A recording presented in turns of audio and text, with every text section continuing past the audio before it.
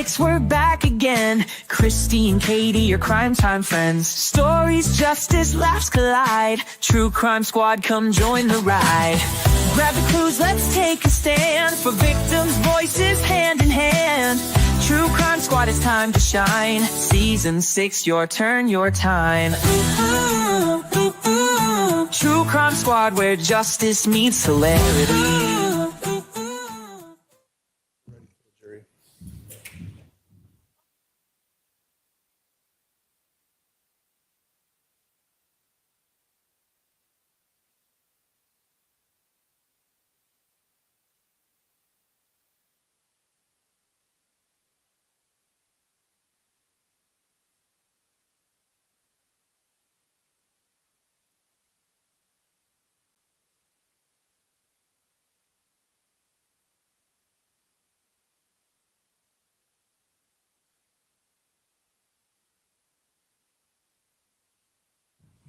The jury is present. The state can call its next witness. Thank you. If I may go get it.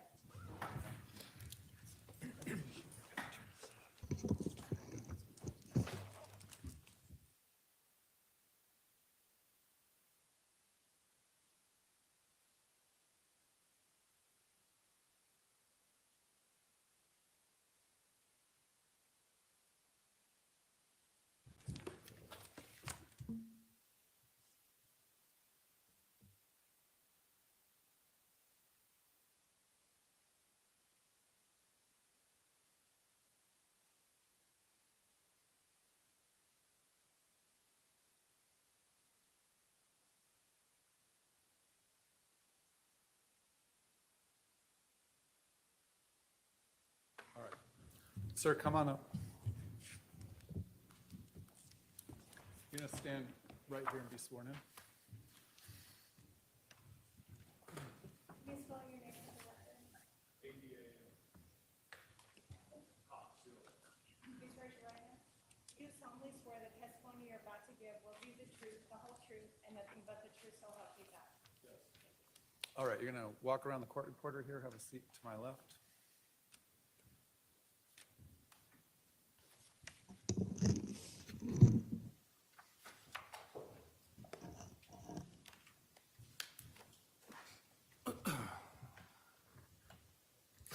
Sir, would you please introduce yourself to the jury? My name is Adam Cox. How old are you, Adam? I just turned 56. And what do you currently do for a living or for life? I'm a pro pickleball player and instructor. Where are you living now? Just what state? I live in Arizona. Back in July of 2019, where were you living? Wichita, Kansas. Prior to your pickleball career, did you have a different career? I did. What was that? I was a radio morning show host. Okay. Is that why you were in Wichita? Yes. Did that make you travel a lot? Yes.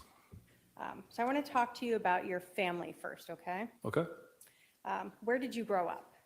I grew up in Southern California. Okay. Do you have any siblings? Yes. How many? 5. Or And- 4 siblings. Can you tell us the names of the 5 siblings you had growing up? Stacy, Alex, Lori, and Summer. For Alex, did people refer to him as Al sometimes? Yes. And for Summer, did people call her Sum? Yes. Were your sisters Lori and Summer close? Yes. I want to ask you about another family member. Back in 2019, Melanie Boudreau.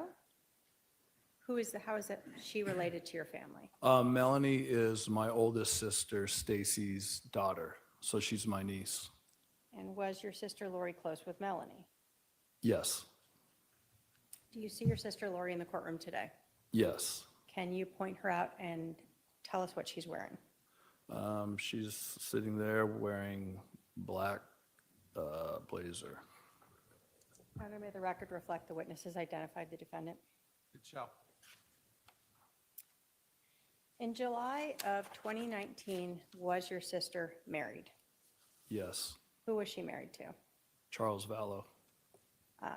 And so in July of 2019, was your sister known as Lori Vallow? Yes. Do you know approximately how long Lori and Charles were married? I think over 10 years. Okay. Do you know if your sister, since the passing of Charles, married Chad Daybell? Yes. Did Lori, your sister Lori, have any children from prior marriages before she and Charles got together? Yes. And who were those? Colby and Tylee. Okay. And were they from the same marriage? No. By July of 2019, was Colby an adult? Yes. Do you have a son? Zach? Yes. Did your son Zach ever live with Lori and Charles for a bit? Yes. Did he move in there after Colby moved out? Yes.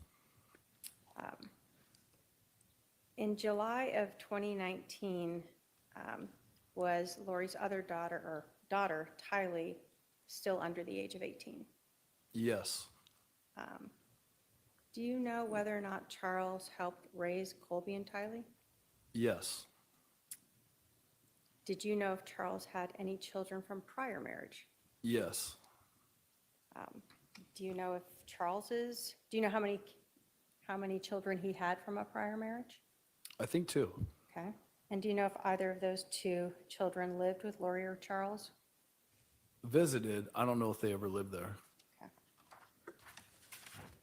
Did Lori and Charles have any kids together?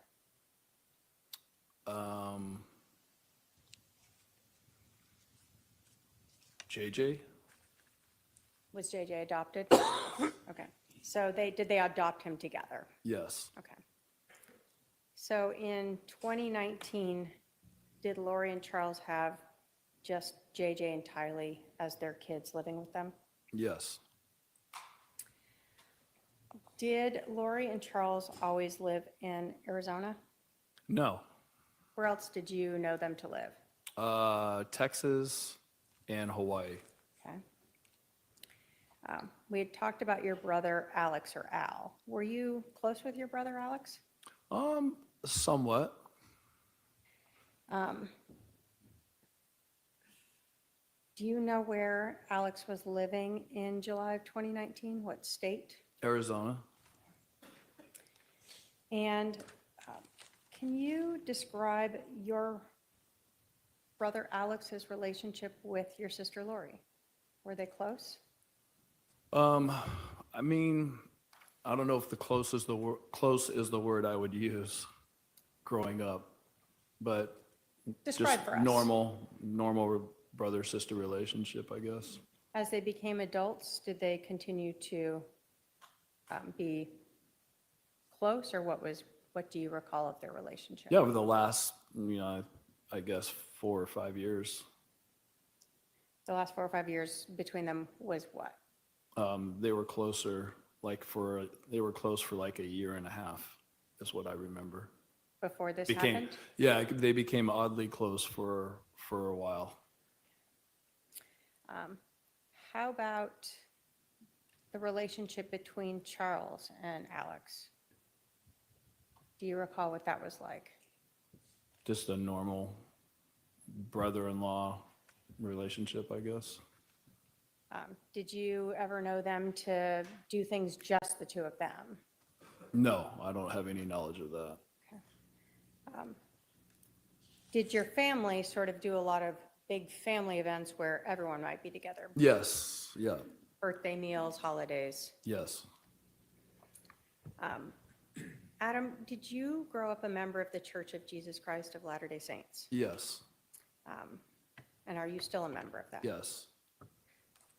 At some point, was your brother Alex excommunicated? Yes. Do you recall when that was? I think he was excommunicated twice. So I'm not sure the dates or when that happened, but when he was an adult. In 2019, was he still excommunicated to your knowledge? Yes. What does that mean to be excommunicated? It means that you do certain things to where the church it takes away your membership from the church. Are you able to go to temple if you're excommunicated? No. Is that important? Going to the church in our faith is important, yes. Let's talk about your relationship with Charles Vallow. Did you and Charles ever text? Yes, Did you and Charles ever talk on the phone? yes. When Lori and Charles were married, were you aware that Charles would pay for things for the family, like cell phones? Yeah, I heard that there's people in our family that they're on his business self plan. Or car insurance? Don't know about car insurance, but You knew about the cell phones. yeah. Did you know what Charles did for a living? Yes. What was it? He sold insurance. Okay. Did you know what kind of insurance? No, he explained it one time, but he was doing something with school teachers or helping them with their situation. Okay. Did you know whether or not Charles traveled a lot for work? Yes. Was he traveling to other states? Yes. And was that sort of throughout his marriage with Lori? Yes. Okay. Were you aware of whether or not your sister Lori worked prior to marrying Charles? Yes.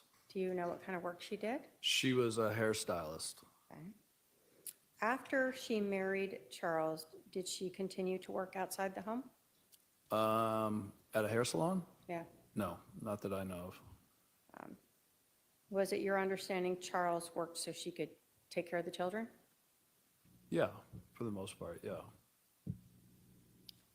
So you were unaware of her doing any sort of outside work like she had done prior to being married to him? Yeah, I don't know any of that. At some point, did you learn or become aware of the fact that Lori and Charles were having some marital problems? Yes. Just yes or no, did you ever talk to Charles about why he and Lori were having marital problems? Yes.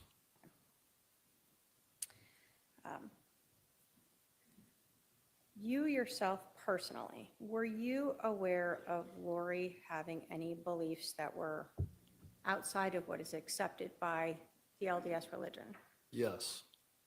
Can you tell us what you were aware of that you knew to be outside the LDS religion? Lori told me that she was in the process of translating from a mortal human being to an immortal human being, a celestial state. That's something that the LDS religion supports? I haven't heard of it and that it's happened here on Earth yet. Did you ever hear her talking about being married to someone that is relevant in your religion? Yes, I have heard that. Did she tell that to you? I don't know. I can't recall her telling me that, but I remember other people telling me that. Okay.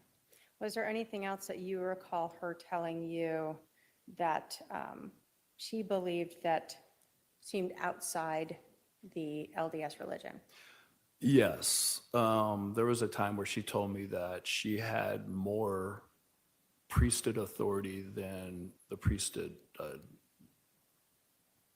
And why, can you explain for us what that means, why that was significant to you?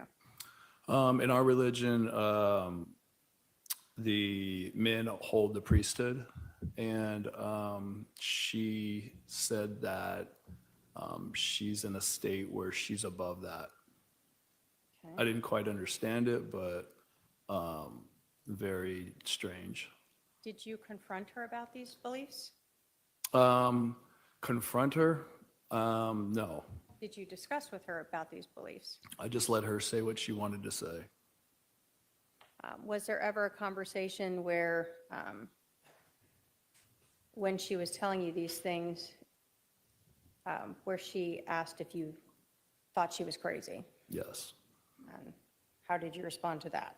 I said, I don't know if you're crazy, but what you're telling me is not true. It's not real. After you said that, what happened to your relationship with Lori? She stopped talking to me. Were you ever aware of Lori believing that people could be dark or possessed by evil spirits? I later have learned that, yes. Did you ever try to tell your family about the beliefs that Lori had expressed to you? Yes. What was your family's reaction? One of the reaction was, she's in a delusion, let her do whatever she's doing and she'll come out of it at some point. How did this impact your relationship with your family when you're bringing up these concerns about Lori? They basically cut me off. So you bringing up your concerns about Lori's beliefs being at odds with the LDS religion sort of terminated your good relationship with your family. Yes.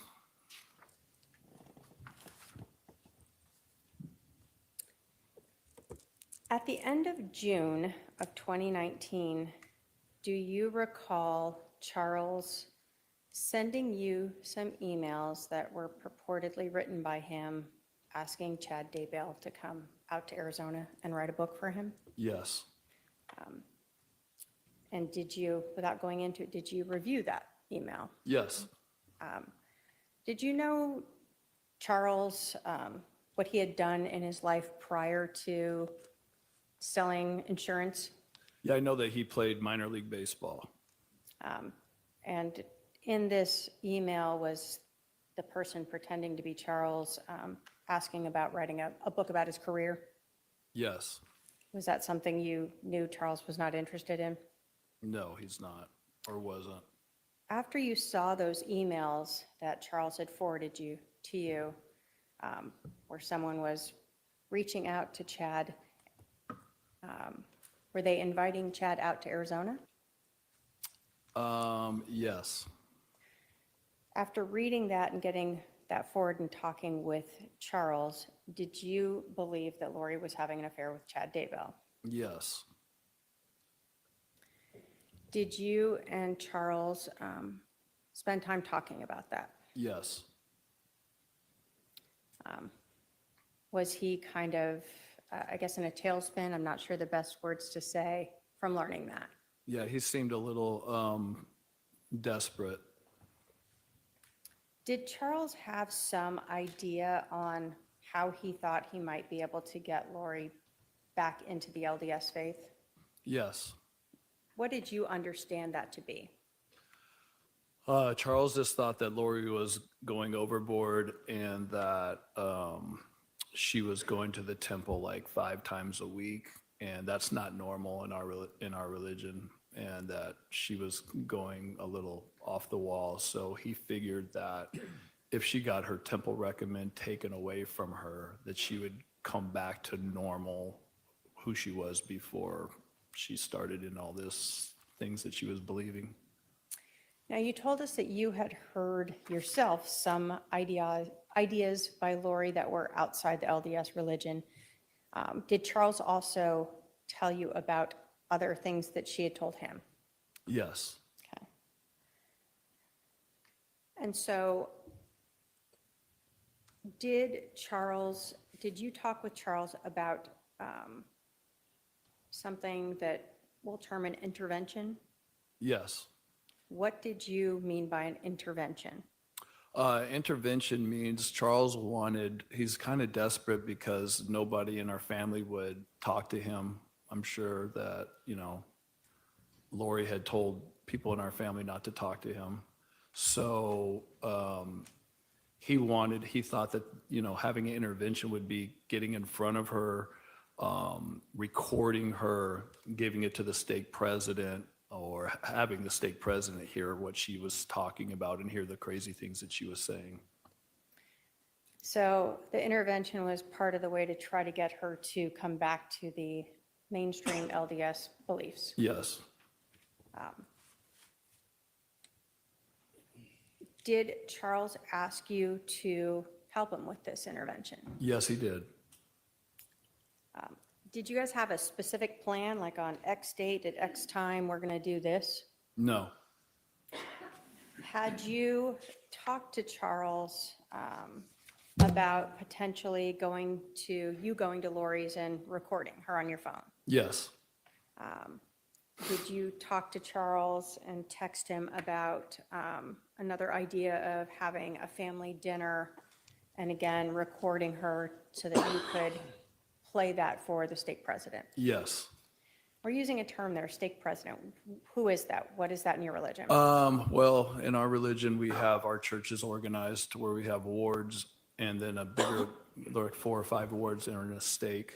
And then there's a president of the stake. And so it's somebody who's in charge of everybody in the stake. Okay. So someone that's pretty high up in the church. Yes, yeah. And so the idea was to bring any of these recordings to show she's saying these things to his attention. Yes.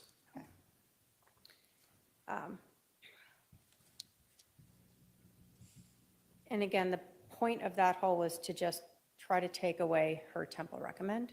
Yes. So on July 9th of 2019, did Charles talk to you about him flying you out so that you can help him with this intervention? Yes, he did. And did he offer to purchase your flight Yes. to bring you to Arizona? Yes. At that time, did your parents live here in Arizona? Yes, they did. At that time, was Lori here in Arizona? Yes, she was. And you told us your brother Alex was living here as well at that time? Yes. Was your sister Summer also living here at that time? Yes. And after Charles purchased your tickets, did you reach out to anyone in your family to ask if you could stay with them? Yes. Who did you reach out to? Alex, my brother. And did he offer to let you stay with him? Yes, he did. Were you supposed to fly in on the next day, July 10th? Yes. So your understanding was when you flew in on the 10th, you'd reach out to Alex and you'd spend the night there. Yes. Did you end up staying with him? No, I did not. So when you landed in Phoenix on July 10th of 2019, do you recall what time of the day it was approximately? Sometime around lunch. Okay. And did you reach out to Alex? Yes, I texted him as soon as I landed. Did you get a text response back? No, I did not. Was that unusual? Yes. So he's expecting you, right? Yes. Did you try calling him? Yes, I did. Did he answer your phone? No, he did not. Again, was that unusual to you? Yes. Did you think anything was odd at that time? Yeah, at first I was like, he can't be that busy. He knows I'm coming. Did Alex ever respond to you on the 10th? No. So he ghosted you. Yes. What did you think when you didn't hear back from Alex? I just thought it was very strange and bizarre. Okay. So you were supposed to be staying at Alex's when you talked to him on the 9th. Did Alex ever text you between when you guys talked and when you landed saying, oh, I'm going to go stay at Lori's? No. Did Alex ever call or text you and tell you, you know, I can't have you stay with me. I know I initially said okay, but not anymore. No. So he just ignored you. Yes. Where'd you end up staying? My mom and dad's house. Okay. On July 10th, did you understand Charles was also flying into Phoenix? Yes. Did you see Charles on the 10th? No, I did not. Did you see your sister Lori on the 10th? No, I did not. So you told us you stayed with your parents. What did you do on the 10th? They picked me up and we went to lunch. And then we just, I think, hung out at the house.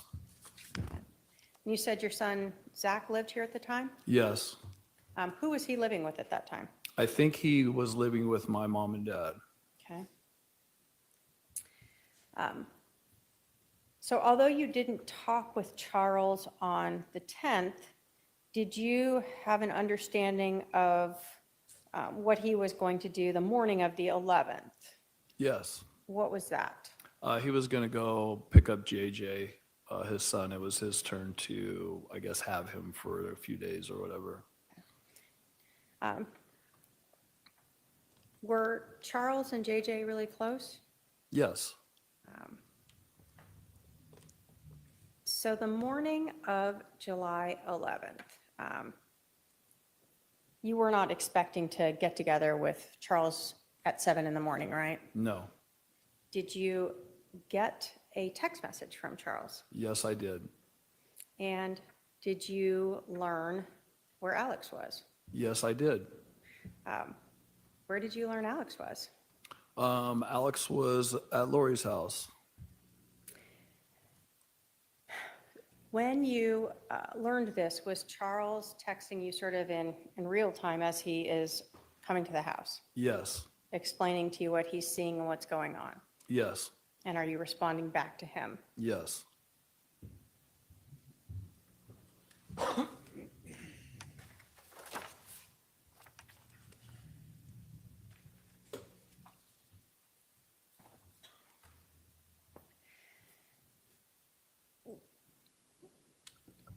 So you're at your mom and dad's house when you start getting these text messages from Charles? Yes. When you learned that Alex was at your sister's, what were you thinking? I just thought something weird is happening because he never answered my text the whole day I was there, never returned a call. And then all of a sudden he said he's at Lori's house. And I didn't even know what to think at that point. I thought something was off. So immediately you knew something was off. Yeah. From the prior day where Alex ghosted you to now he's at your sister's that morning when Charles was going over to pick up JJ. Yes.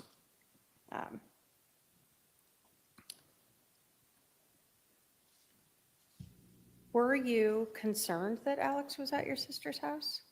A little concerning. Yes.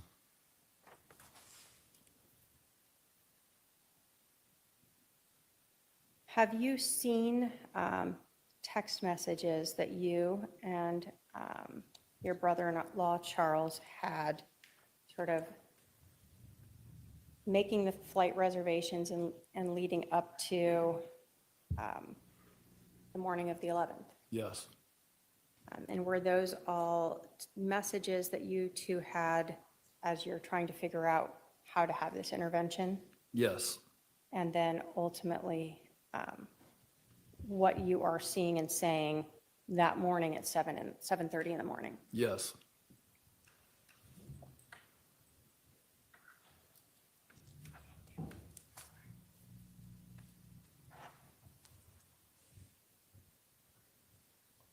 And I've shown defendant exhibit 210, if I can have a paralegal approach with that.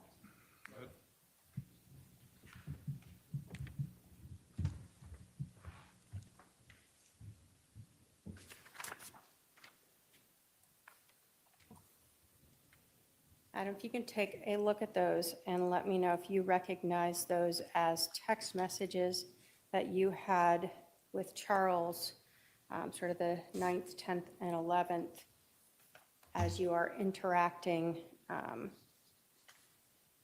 leading up to that morning and including the morning of the 11th.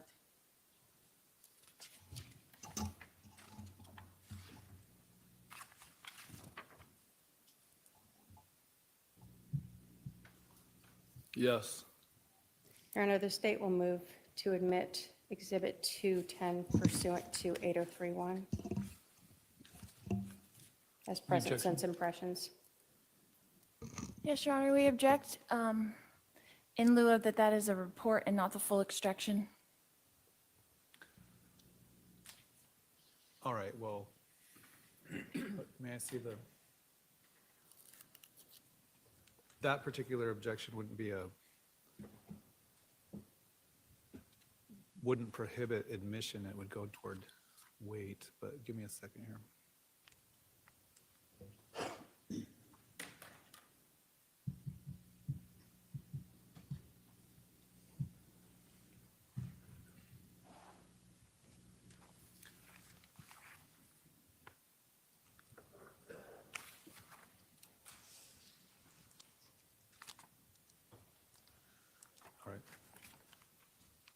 I'll admit 210. And if I may publish it, then, Your Honor. And if I could have the album, thank you.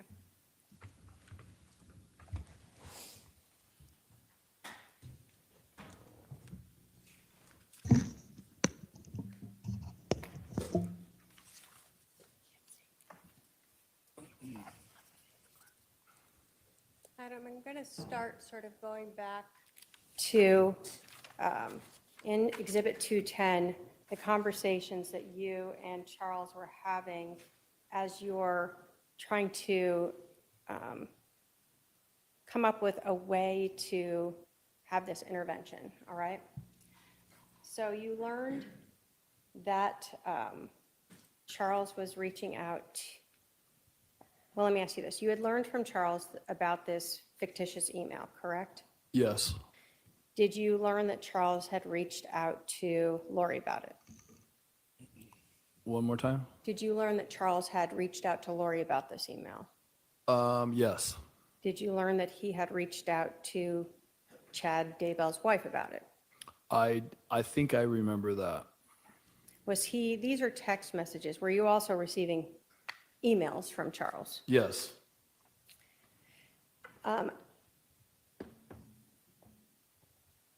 Does this sort of array of messages start to involve where you and Charles are talking about having you come out to Arizona to help with this intervention? Yes.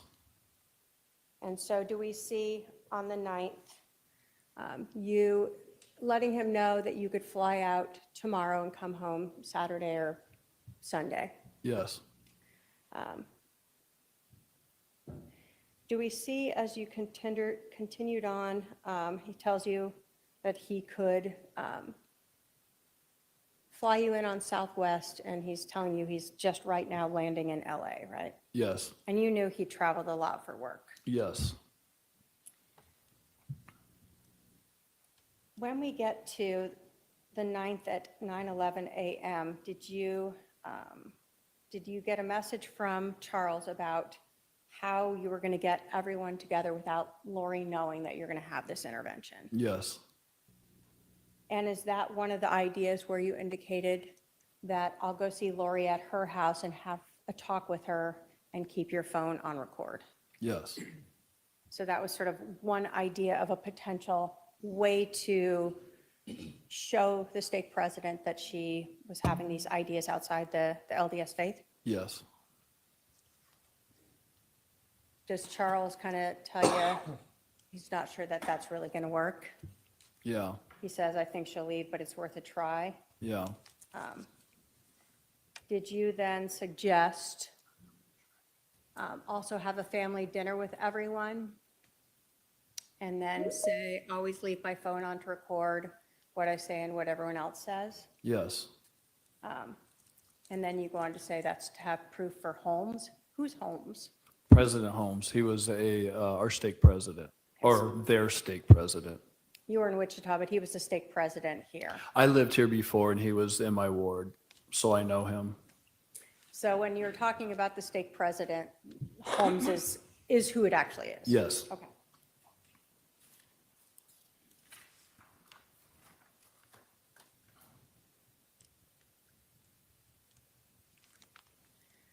On the 9th, does Charles tell you that, got it, but honestly, if you, Zach, Brandon, and me go to him, that should be enough? She will feel like we ambushed her, but something has to be done. She'll be real careful what she says. Had you brought Brandon into this yet? Like, did you have a plan to have him come with you? No, but Brandon played basketball with us on that night. So me and Zach and Brandon played basketball where President Holmes played basketball at a church. So that was that reference. Okay. So you thought if we go to the church, Brandon will be there and he can help you Yeah, talk about say this? that, yeah. Okay. But Brandon's not part of this conversation right here, right? No,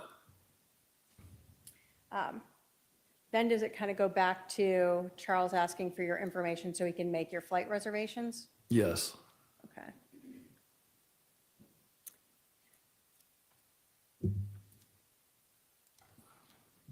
then at 1:13 PM, does Charles let you know that your flights are booked and that he emailed that to you? Mm-hmm. And then does he go on to say, I'm really uneasy about how she will respond, not only to you, but to me and Zach and Brandon? Right? Yes.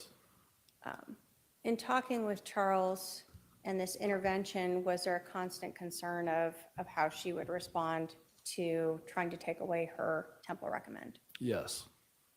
Was some of that based upon your understanding of the things she had said to Charles in the past? That and others. Apparently Lori was flighty. When Charles tried to serve her divorce papers, she disappeared and nobody knew where she was. So in Charles's mind, that she could be flighty and just take off again where nobody would know where she is. So there was some definite reference to that as well. Okay. Then it goes on to say, I'll pick up JJ and take him to school. So you knew what he was doing that next morning, right? Yes. And you said she'll be there, right? Yes. Friday the same. So you knew his idea was he was going to be with his son in the mornings, Thursday and Friday? Yes. And then you said she'll be highly suspicious about recording. If you can bring a second device and put your phone on the counter or turn it off, it might help. Is that sort of the same idea that he was unsure that she would trust you showing up there and trying to ask her about those things? Yes, this was all just it seemed like Charles was just desperate, and he wanted to do anything he could this last ditch effort to try to shake Lori loose of whatever she was under, some spell that he said. So, that's basically what happened. And then does he go on again to talk about that he really thinks the only thing that's going to break her out of this is going to Holmes? Yeah. Yes. And that she's hurting too many families and that he's upset his is gone? Yes. Does he say that he still loves her? Yes. And does he think that she's basically potentially gone forever? Yes. And then we see that he corrected slots to Lori, right? Yes. So, typo? Yes. Lots of typos. On July 10th at 3:34, do you get a text from Charles asking if you're in Phoenix? Yes. And do you respond, yes, you're going to Summers, and that you'll call him? Yes. And then does Charles let you know he's got a meeting, but he'll try to call you before he goes to see Lo? Who is Lo? Lo is Lori. So people would call her Lo or Lolo? Mm-hmm. Yes.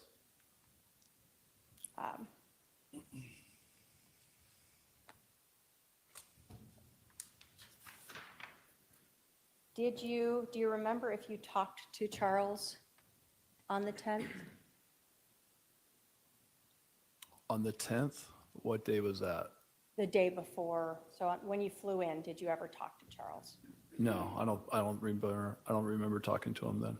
So even though you guys had attempted to call, you don't recall if you ever spoke with him that evening or afternoon? Right. So at this point, you'd said you went to Summers in the text messages, and then later you stayed at your parents' for the night. Yes. And then you knew that Charles would be going to pick up his son the next morning. Did you assume that you and Charles would meet up or talk sometimes later that day? I figured so. Okay, but you had no scheduled timeline for Nothing that? planned. Okay. So next in Exhibit 210, we see text messages from July 11th of 2019 at 7:35 a.m. where Charles texted you, Al is here. And then just a couple seconds later, he said, at Lori's. Was this shocking to you? Yes. And what did you respond back? Did you say, really, I wonder why he never called me back? Yes. And then we see that you wrote at 7:36 and 28 seconds, they are planning something. Why did you write that? Because Alex not answering his phone the whole day and me calling him and texting him, not knowing where he's at. Nobody in my family said they heard from him or knew where he was. All that is very suspicious to me. And then Alex being at Lori's house that morning felt like something was really off. So when you told Charles they're planning something, Charles responded back, absolutely. Did you then let him know that you were supposed to spend the night at Alex's house? She probably blocked that. Yes. Did Charles respond to you, what you do is up to you? Yes. So were you kind of upset at your brother for telling you you could stay with him and then ghosting you, ignoring you? Yes. Were you upset at him for being at Lori's house when Charles was going there just to pick up JJ? Yes. Did you then text him, I'm going to put the pressure on to have him come get me right now, see what he says? Yes. Did you in fact text your brother? Yes. Did he respond back? No.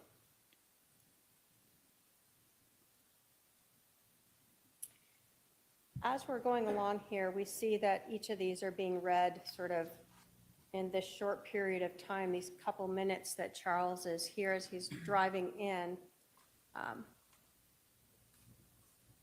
After you texted him about putting the pressure, texted Charles about putting the pressure on to have him come get me right now, did you then say okay to Charles? Yes.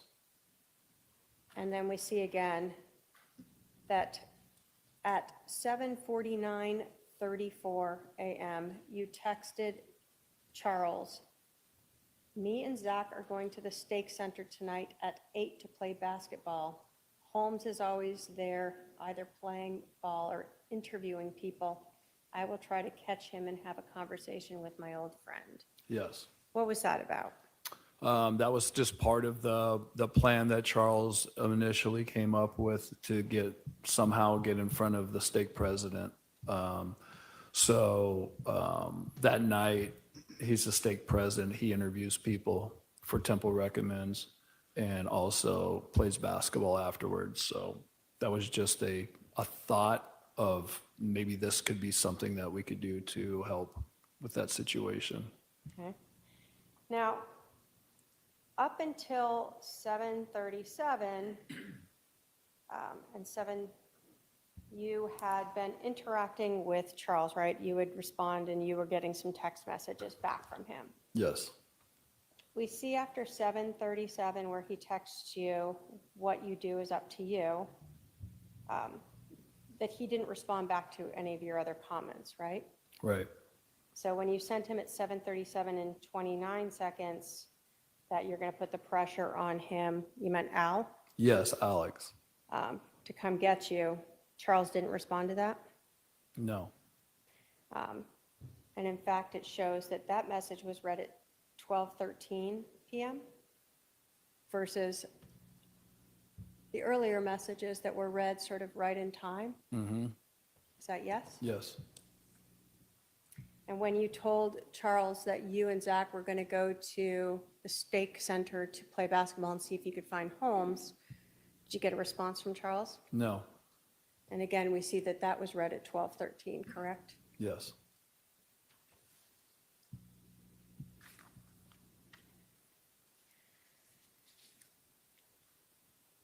Did you go talk with Holmes that night?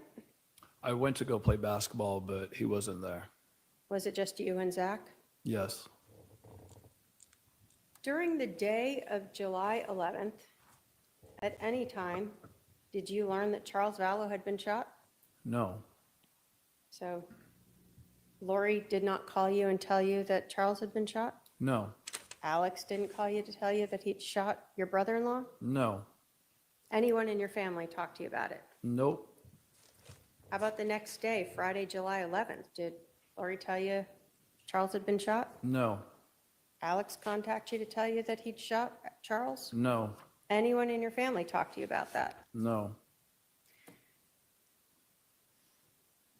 Did you decide to go visit a friend in Tucson on Saturday, the 13th now? Yes. What were you going down there for? Going to see my friend Eric. And did anyone come with you? Yes, Zach did, my son. Okay. When you went down there, did you talk with Eric about what's going on? Yeah, I just thought it was really fishy that I heard from Charles. And I didn't know if he took JJ and just was having one-on-one time with JJ. I didn't know if Lori and him were getting back together and Lori told him not to talk to me. Or my mind was spinning. Like I had no clue what was going on. Had you talked to any of your family about it? Were you still keeping that intervention thing secret from them at that point? No, at that point, but I think nobody had heard from, I asked if anybody had heard from Alex, and nobody said that they heard from Alex in my family. But at that point, I was there spending time with my son, Zach, also to help Charles with what he wanted to try to get an intervention with Lori, and also to see my friend Eric, because I live in Wichita, so I was trying to do 3 things at one time on my short visit. So on the 11th or 12th, though, were you still keeping that sort of secret that you and Charles had been wanting to do an intervention on Lori? Yes. You weren't telling your family, like, I don't know why we're not doing this? Charles asked me not to tell anybody. And was that actually sort of a message you guys had talked about of who in your family might prevent any type of intervention? Yes. And who in your family were you guys concerned with if they learned about the intervention might try to stop it? Mom and Dad, Summer, Alex, too? Alex, yes. So even though you're here and you're seeing your family and you're seeing your son, you don't want to tell them a lot about Charles because you're trying to still keep that quiet in case he does want to go forward with it. Exactly, yes. So you're in Tucson and you start talking to your friend about Charles. Yes. Do you learn at some point that Charles has been killed? Yes. I was talking with Eric saying something doesn't feel right. I haven't heard from Charles, and usually he would text me or send me a message or something. And then Eric asked me, he goes, well, what's his last name? And I said, Vallow. And he was on his computer and he just Googled Charles Vallow. And he said, it popped up that he's been killed by his brother-in-law. So you learn this. What is going through your mind now? Just everything, chaos. I had a knot in my stomach. Just probably one of the worst feelings I've ever felt in my life. Obviously, you had been concerned that something was being planned when you told Charles that on the morning of the 11th, right? But Well, not that. not that, but yeah, it felt like something was off, that why Alex would be at Lori's house that morning. Did you know your brother Alex to carry guns with him? Yes. Did he regularly go shooting with guns? Yes.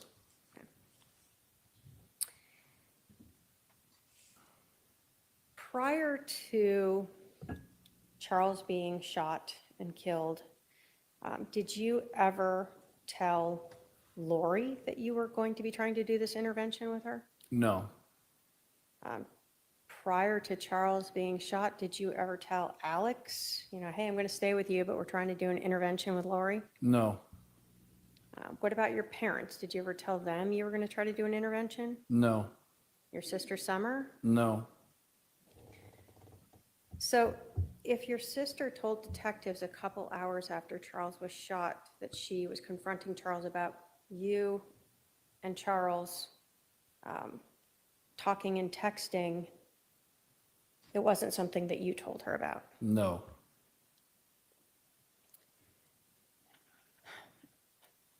You told us that you are LDS. Have you ever taught Sunday school?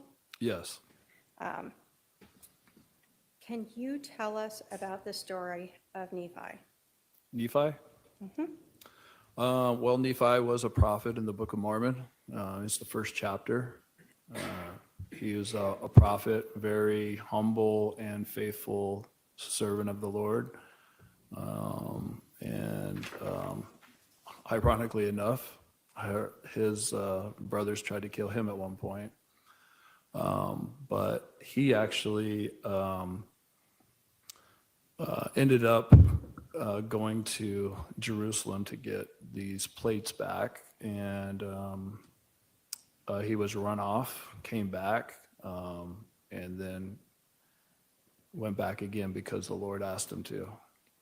And when he did, the King Laban, who was actually a wicked king, was laying on the ground drunk in front of him, and Nephi was told to kill Laban.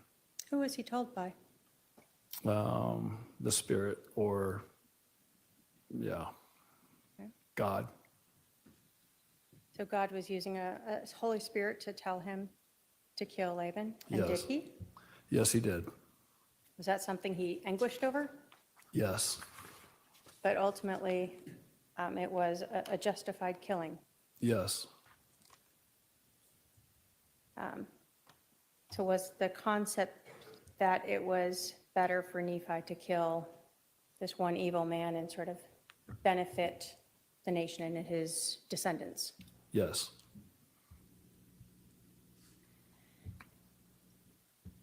Were you aware that that your sister had told people that Charles was possessed by evil spirits?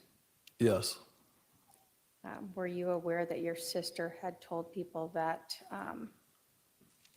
your brother-in-law Charles was dark? Objection. Calls for hearsay. It's whether or not he was aware of it. Whether or not Yes or he's no? aware, he can answer yes or no. Yes.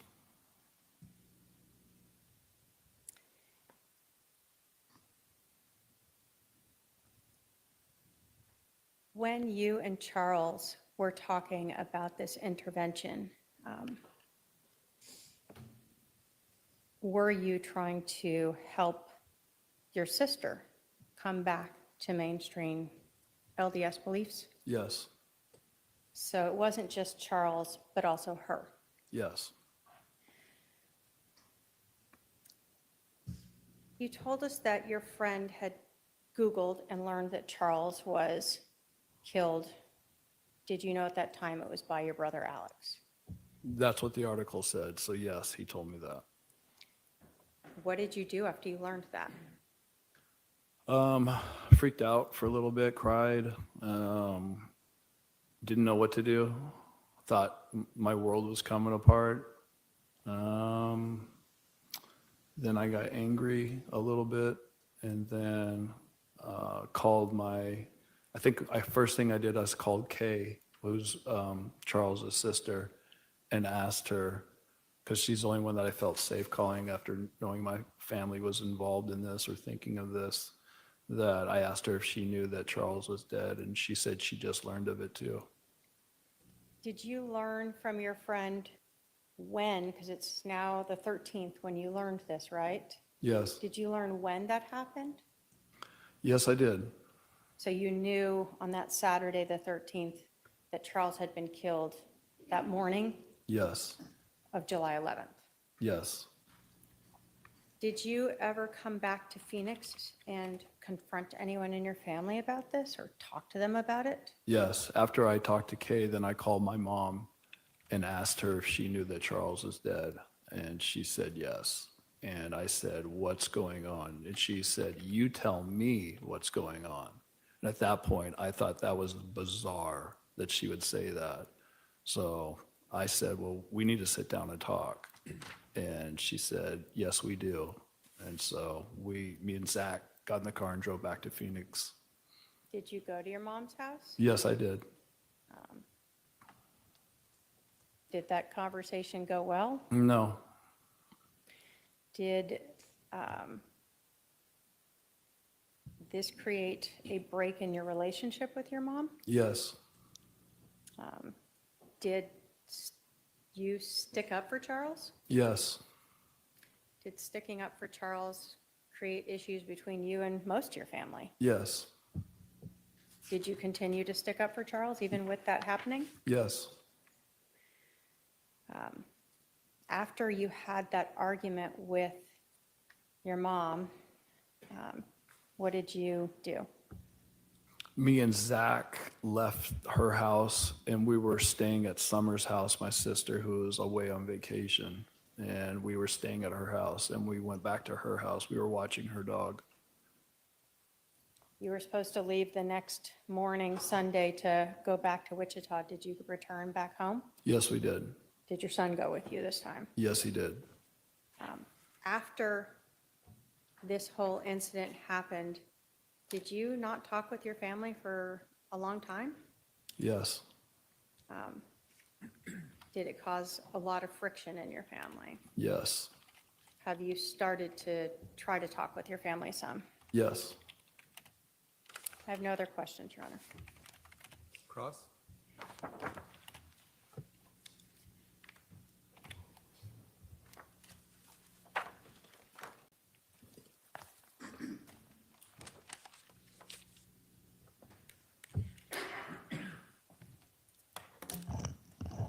Mr. Cox, how long has it been since we've seen each other in person? Don't know. When was the last time you saw me? I don't recall. So, has it been a year, 2 years, 3 years, 5 years, 6 Something like years, that. 7 years, 8 years? Something? Okay, so you have no idea. Nope. You have no idea when the last time you saw me in person. I don't know the year or how many years it's been. Okay, so did you see me at Colby's wedding in January 2018? No, I was not there. You didn't come to Colby's wedding. No, I did not. So did you see me sometime that year at my house Possibly. where Colby got married? That house, I did see you at that house, yes. at least one time. Yes, So possibly in 2018. yes. And when was the last time we had any communications?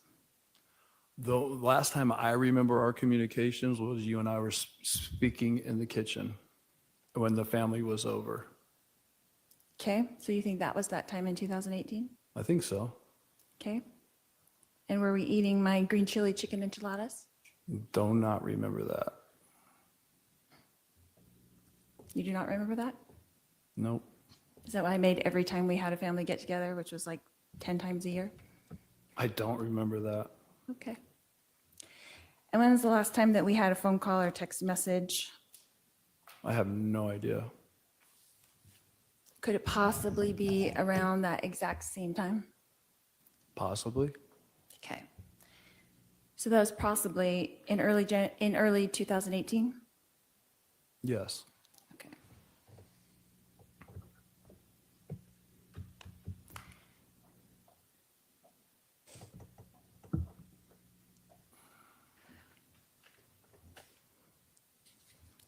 Who do you think initiated the final communication in our relationship? Who concluded it? Yeah.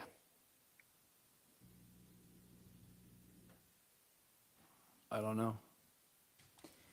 So right now it's 2025, is that correct? Yes. And so we haven't spoken in about 8 years? Would that be correct? Probably 7 or 8 years. Okay. So would you say up until that point that how often would we communicate before that? Before what? Before 2018? Probably on a regular basis. Once a month, twice a month, 3 times a month. Like a call or a text message? Yes, Just keeping in touch? yes,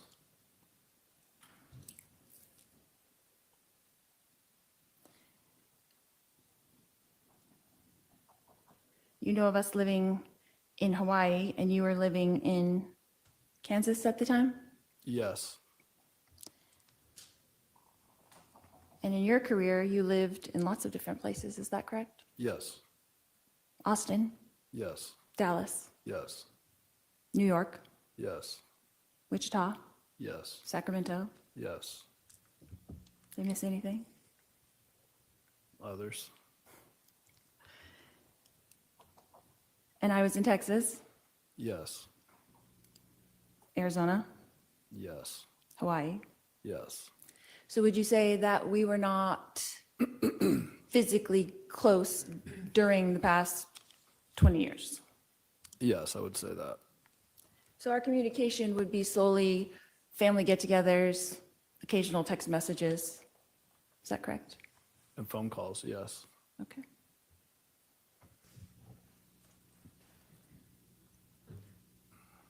So, Mr. Cox, did you see or hear or personally witness me conspire with my brother Alex Cox to murder my husband Charles Vallow?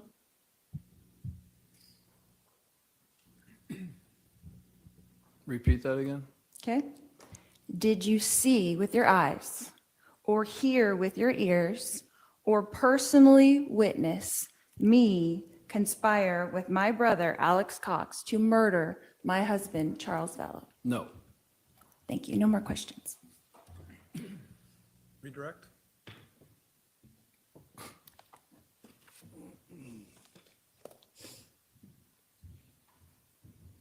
Have you talked to your sister since Charles was shot and killed? No.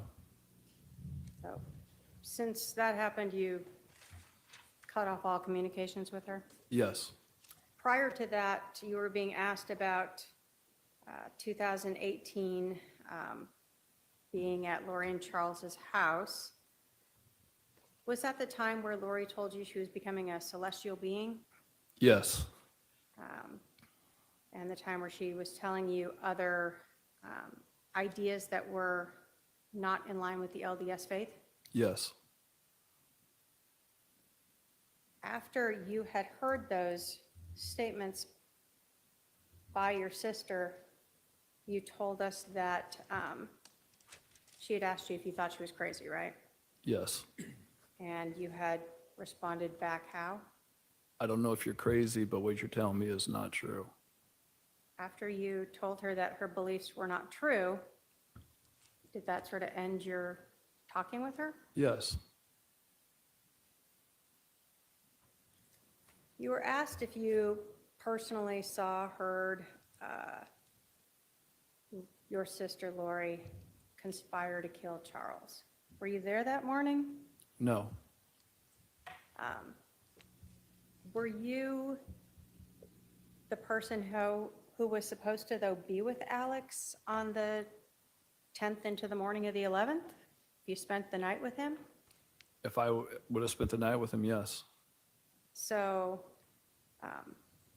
that stood out to you because you had made plans with your brother, right? yes, And instead, you learned he was at Lori's house. yes,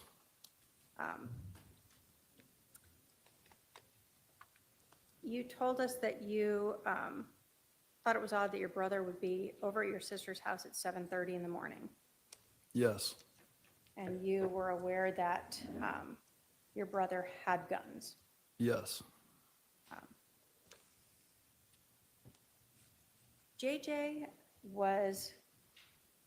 Charles was going there to pick up JJ, right? yes. And so, did it seem odd to you that your brother would bring a gun that was loaded with extra magazines that was not safe to your sister's house where JJ was? Objection, out of scope. This is not just Goes to the a conspiracy. redirect. This is not just a redirect. Hey, I didn't ask for argument. Okay. The objection's overruled. What's the question? Sure.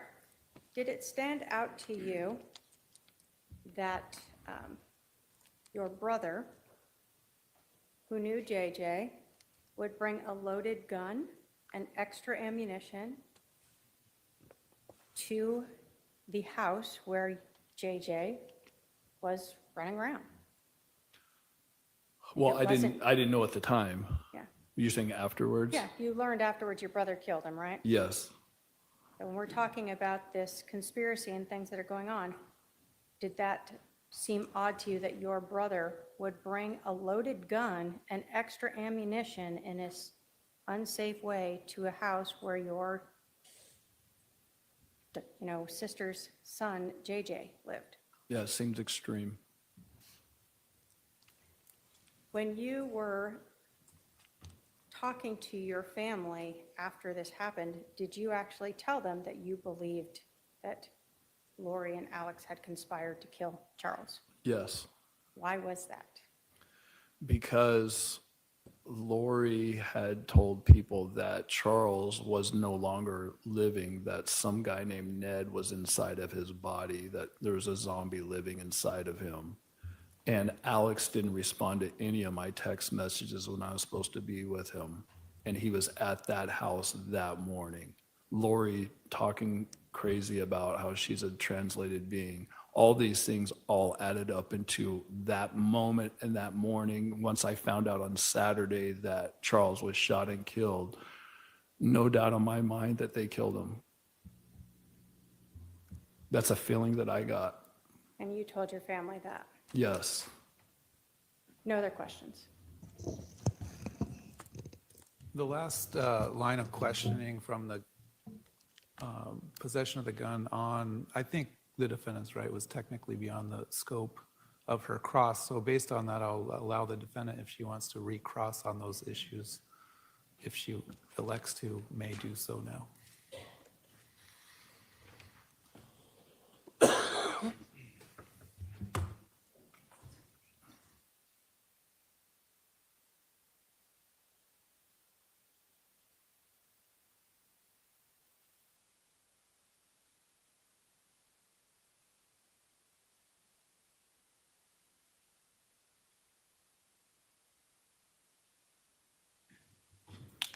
No questions, Your Honor. All right, are there any questions from any member of the jury?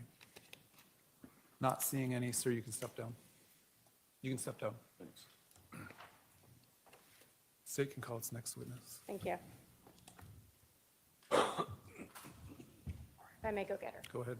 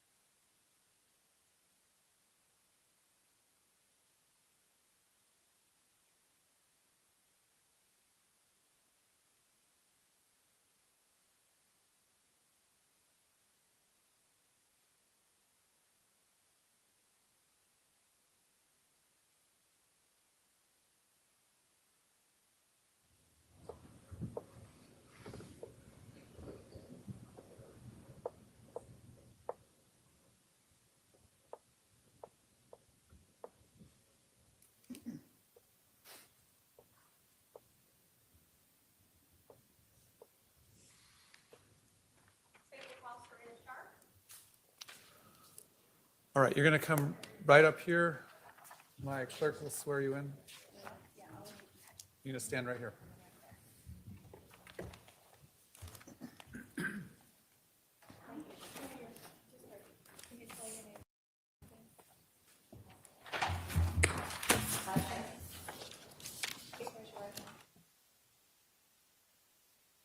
Will be the truth, the whole truth, and nothing but the truth, so help you God. You're going to walk around the court reporter here and have a seat just to my left.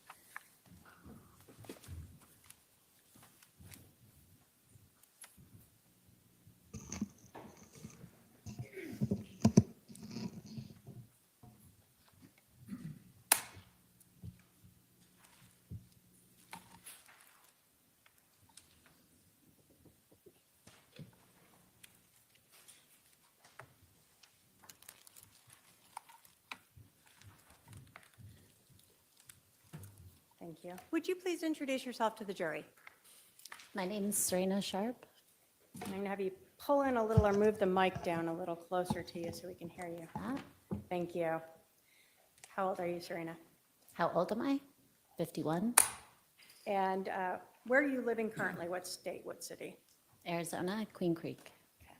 And where did you live back in 2019, 2018? Connecticut. Okay. When did you move to Arizona? It was right before COVID, so 2019.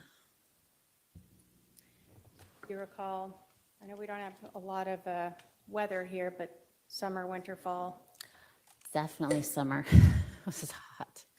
I think it was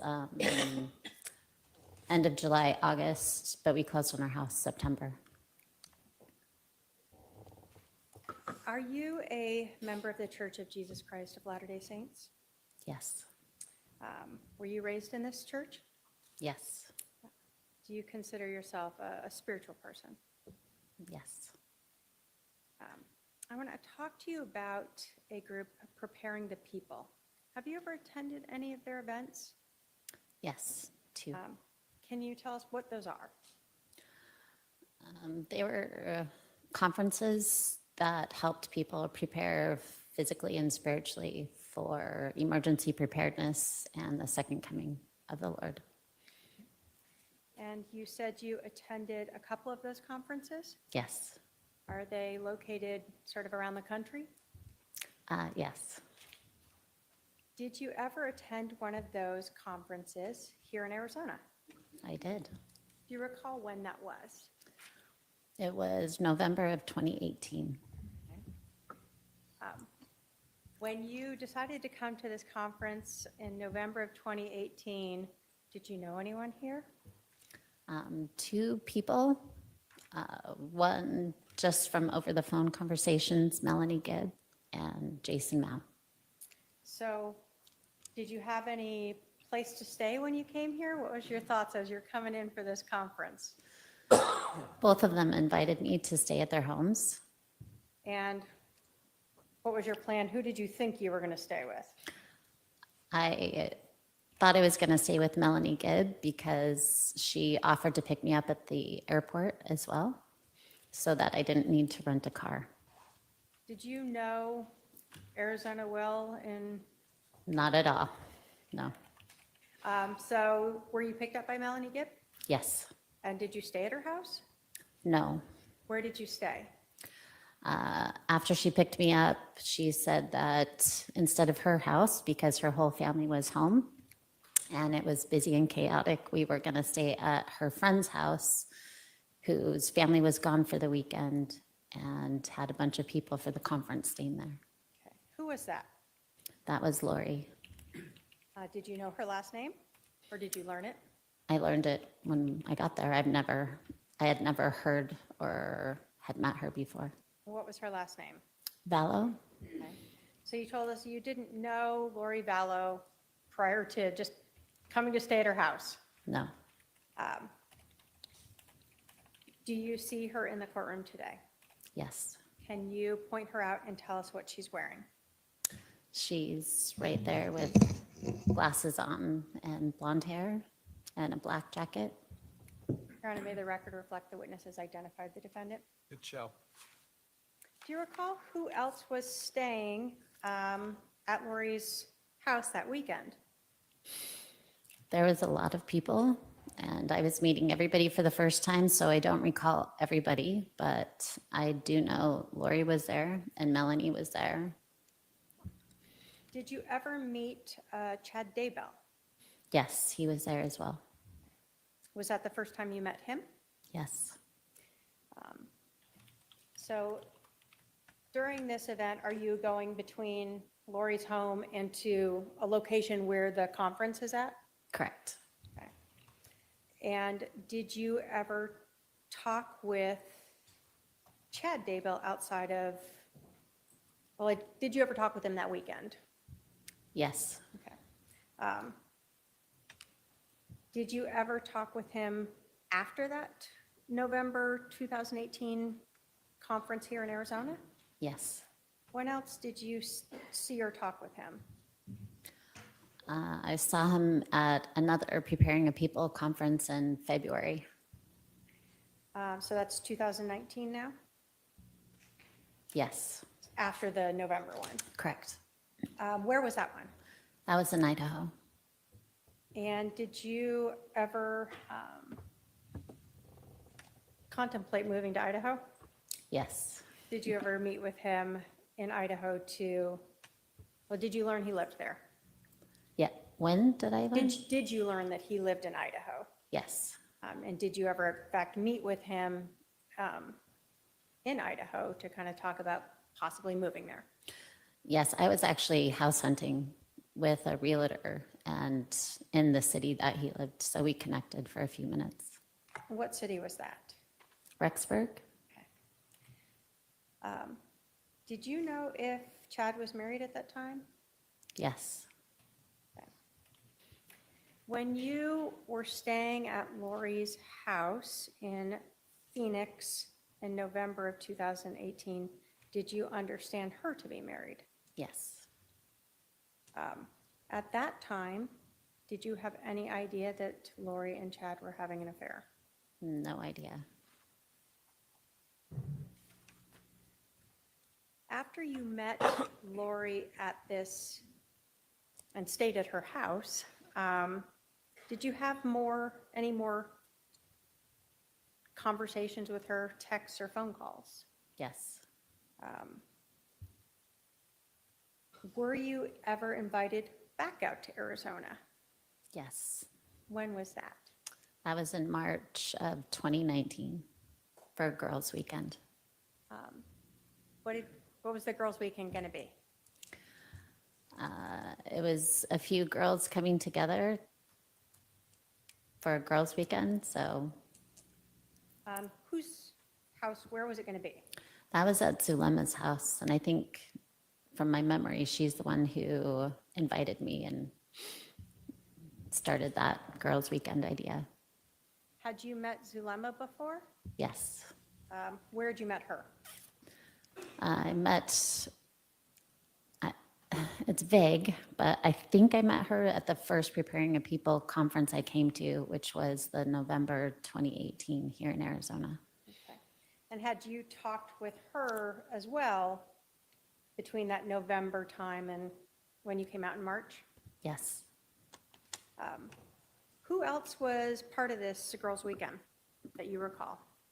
It was Lori and Melanie Gibb, Zulema, Christina, Nicole, and myself. I think that's it. Now, were all of you women members of the LDS Church? Yes. During this time, did Lori ever tell you things about her beliefs that seemed to go against what you understood or what you were taught through the LDS Church? Yes. Did Lori ever tell you that she did not need to repent? Yes, she did. What does repenting mean? Repenting means turning to God and confessing our sins and repairing our relationship with him so that he can take on our sins for us and we can become better people through him and seek his forgiveness. Do you recall what Lori told you about not needing to repent anymore?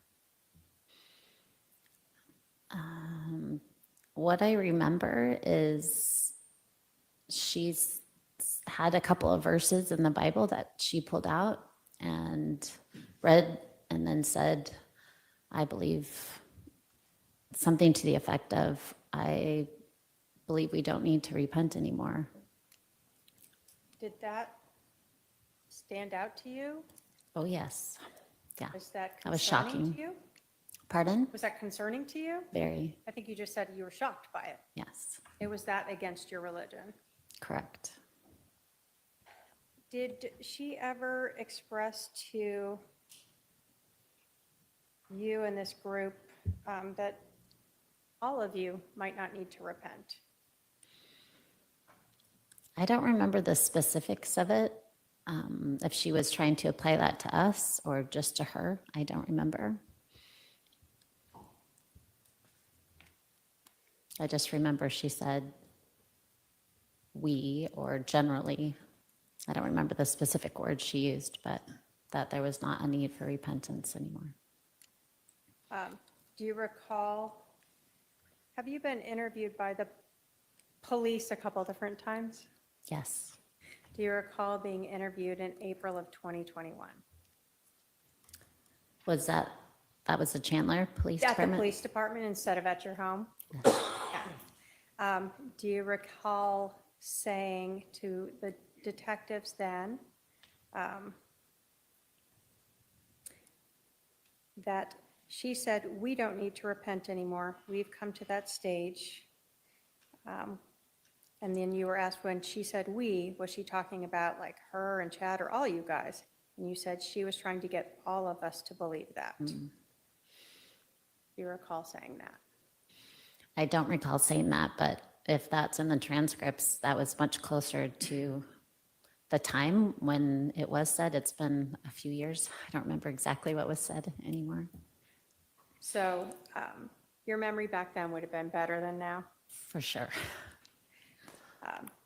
So if you had told the police back then that she was trying to, in fact, tell everyone that you could follow along with this belief of not repenting, you would have been truthful to the police back then. Of course, yes. Do you recall Lori ever talking to you about people having dark and light levels assigned to them? Yes, I do. And do you recall Lori ever talking about not needing to repent because she was translated? I don't remember her using that specific word, but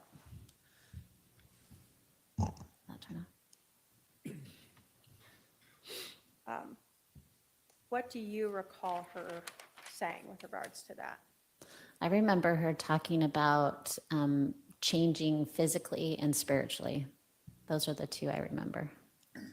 And by changing physically, what do you recall of that?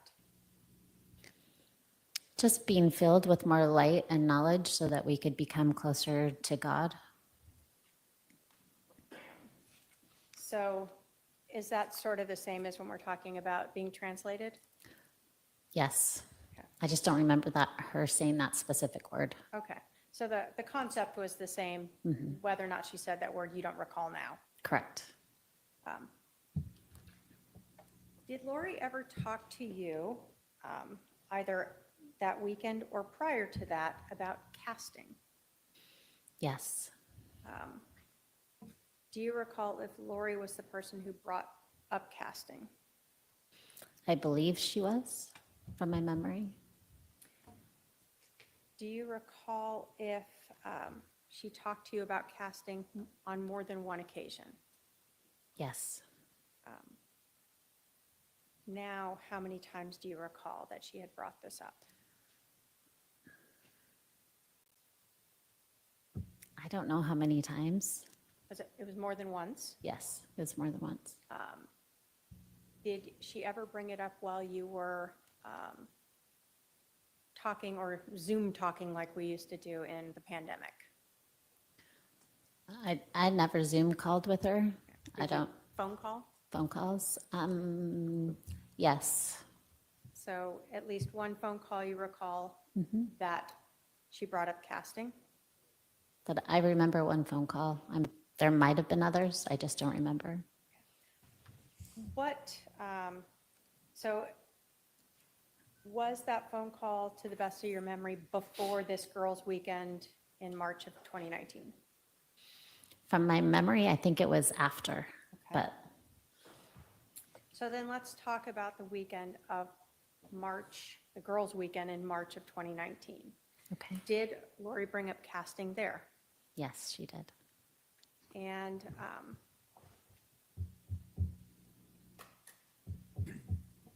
the other time when Lori had talked about casting, whether it was before or after, was this to sort of cleanse society, sort of a generic, I don't want to say generic, but to try to cleanse evil from an area or a population, not a specific person? Yes, it was like generally a cleanse or casting out evil. Have you on your own sort of prayed to get rid of evil? Yes, I have. Is that sort of a personal casting that you've done? If we want to term it that way. Yeah, I wouldn't term it that way, but yes. Okay. Would you just term it as you're praying for the better of the world? Praying and or casting out evil. Yes, in the name of Jesus Christ. But you said you had never used casting as a term before. No. Okay. So Lori was the one using this word casting. I don't recall her using that word. I think she was also saying casting out from my memory. So casting out. When you met up on this girls' I'm weekend. sorry, was the last answer a yes? This was the first, I guess, Lori was the one using the term casting out. Yes. On this March girls' weekend trip, do you recall having Lori ask everyone to help cast out as to a specific person? Yes. Can you tell us who that was? It was her husband, Charles. Had you ever met Charles before? Vague memory, but it was a quick, I think, meet as I was leaving Arizona for the Preparing a People conference in November. I was going to the airport and I think he was coming in at the same time. Again, it was pretty chaotic, Yeah. but I think that's when we met very briefly. So he was kind of coming home and you were leaving. Yes. Okay. Did this seem unusual to you to do this, to be asked to cast out as to a specific person? Yes. But not. Did you say unusual? Yeah, did it stand out to you, her asking you to cast out as to her husband? Yes, it stood out to me. During this weekend, did Lori talk to you about her husband, Charles Vallow, being possessed? Yes, she did. What do you recall about her talking about her husband being possessed? I recall that she spoke about her husband being possessed by an evil spirit, and she named the evil spirit. Do you recall what the name was? Yes, What was it? it was Ned, N-E-D? Ned? N-E-D. When you heard this, did that stand out to you as well? Very much, yes. Very unusual. Are you someone who questions things? Or Yeah. do you just go with the flow? I question things. So you're hearing these things from Lori that are standing out to you, some of them very against your religious beliefs. Are you starting to ask about some of these things? Yes. I remember I was asking a lot of questions about the repentance thing she brought up. And I remember asking and talking to some of the other ladies about the casting out in a group setting before, or stuff like that. Do you recall Lori Vallow telling you that her husband Charles was no longer Charles, that he was now this possessed person? Yes.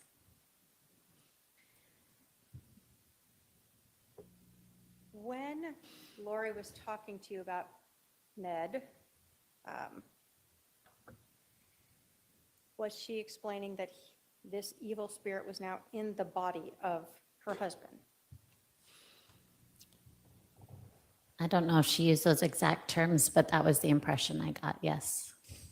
So the word she used expressed to you that idea that this evil spirit Ned was now in her husband's body. Yes.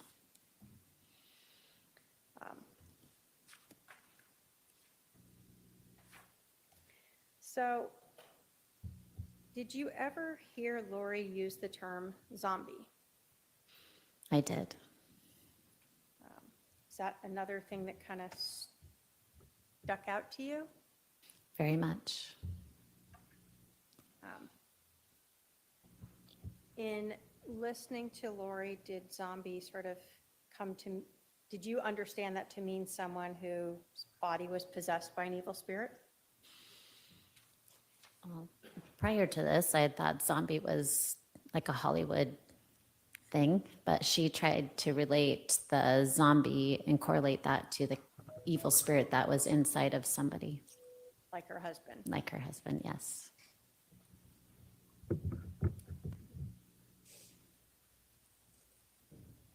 Did you ever start to question Lori about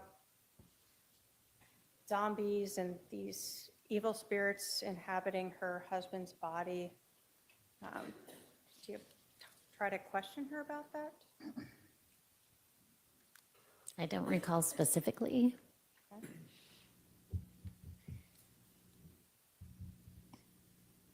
When you started questioning her, at least about repenting that you recall,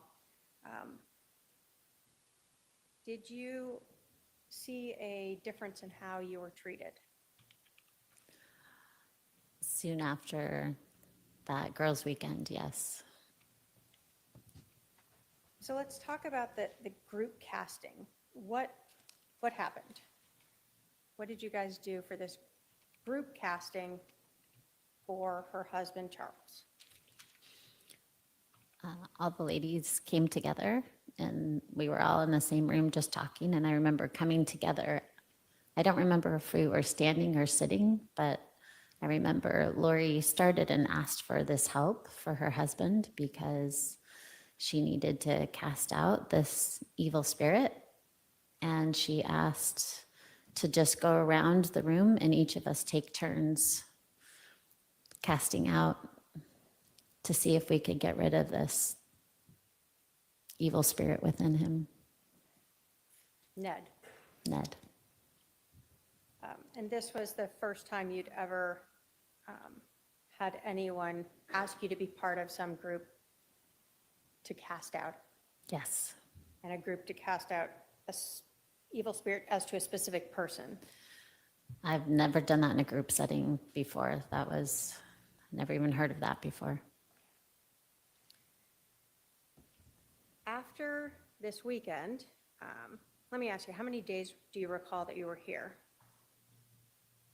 For which? That March? That March? Yeah. Just a couple days. I don't recall how many. Just a couple days, though. Okay. So Like a weekend, maybe? just the weekend type of thing. Approximately. During that time, do you recall just the one evening where Lori had asked you and the other women to cast out this evil spirit and her husband? Was there just one incident that weekend that you recall? One incident, I'm sorry, I don't understand the Over the question. March Girls Weekend, was there just the one time where Lori asked the group to cast out Ned from her husband? From my memory, yes, I think so. Had you heard on, though, more than one occasion, Lori saying that her husband was possessed? More than one occasion on that weekend, or like, Or either that weekend, or had you previously heard that? I don't recall previously hearing that. And I don't remember hearing it after how many times she said that. Was it discussed throughout the weekend? I believe so. Let's go ahead and recess for lunch. We'll resume at 1:30 PM. I'll tell the jurors to remember the admonition. All rise for the jury.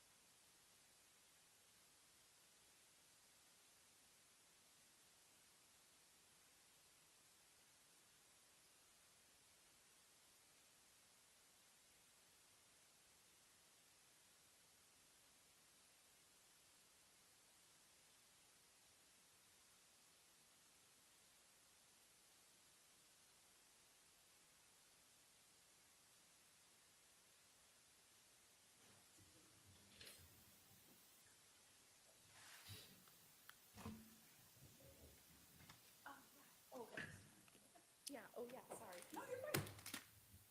right, back on the record. The jury's not present, parties are present. You ready to bring the jury in? Here it is. Defense ready? Sure, Your Honor. Is your paralegal coming? My investigator should be here, but I don't know if he's running behind. Okay. All right, let's bring the jury in.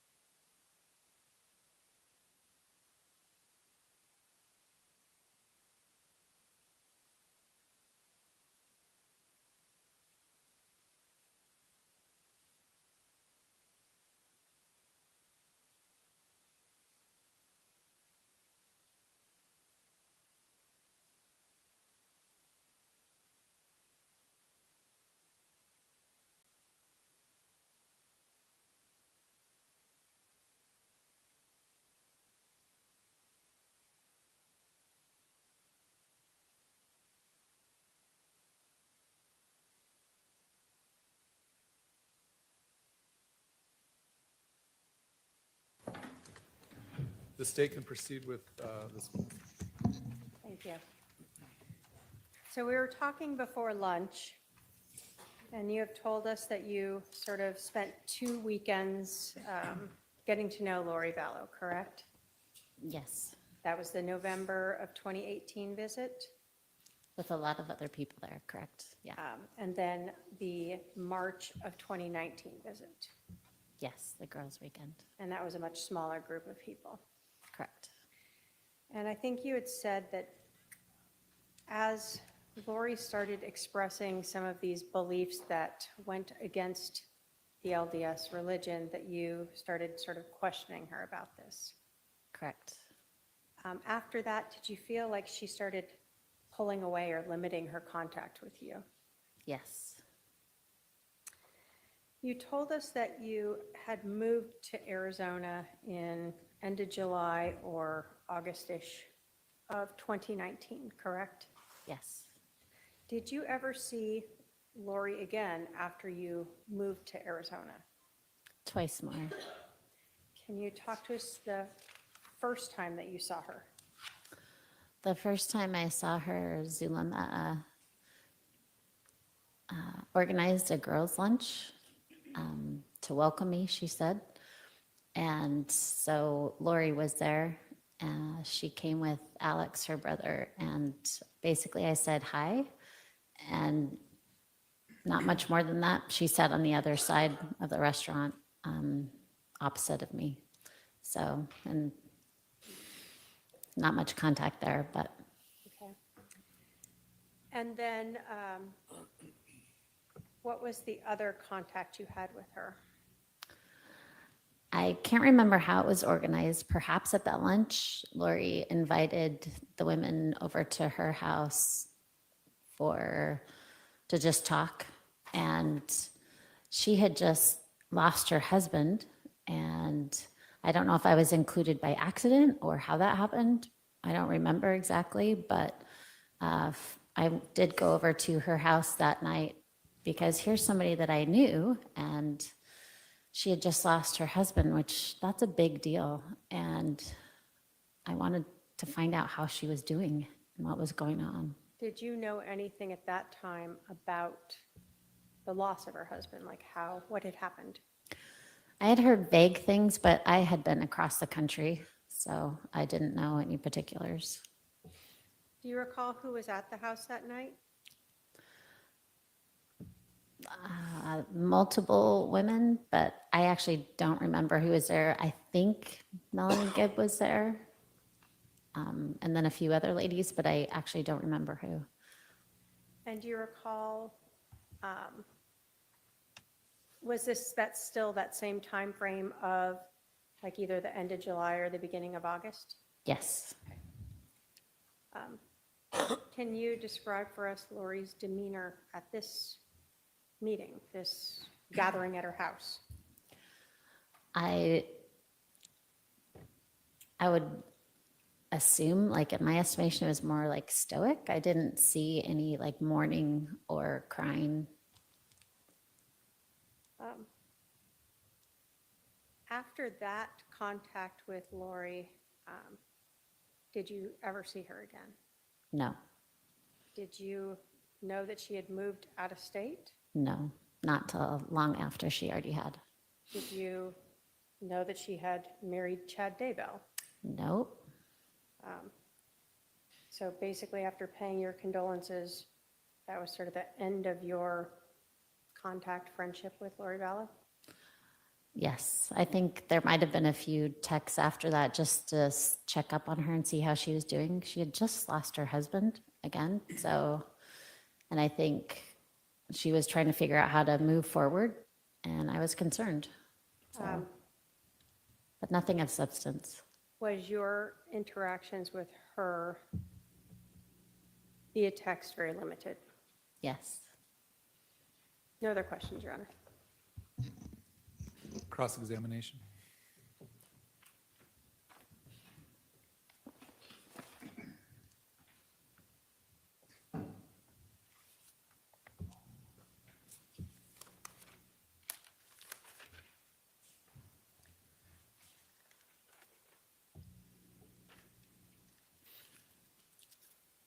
Ms. Sharp, did you take an oath when you came into this courtroom today? Yes, I did. Did you raise your hand? Yes, I did. Did you swear to tell the truth? Yes, I did. The whole truth? Yes. Nothing but the truth? Yes. So help you who? God. So can we agree that this court acknowledges that your testimony here today will be accountable to God? Your Honor, I'm going to object to the relevance of this. Sustained. Your Honor, they brought up the religion. Ask for a response. It's sustained. Ask the next question. Do you believe that your testimony here will be accountable to God? Yes. Okay.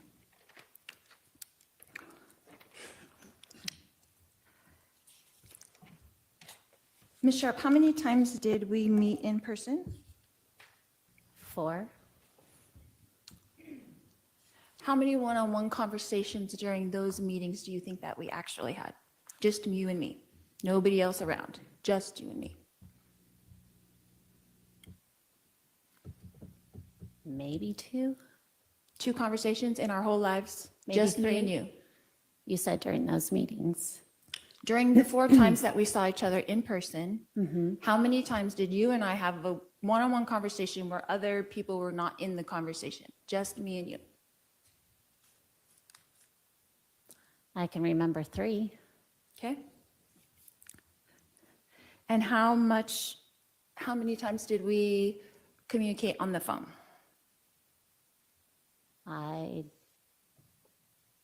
Do you want me to estimate? I don't remember how many times. Sure, just an estimate.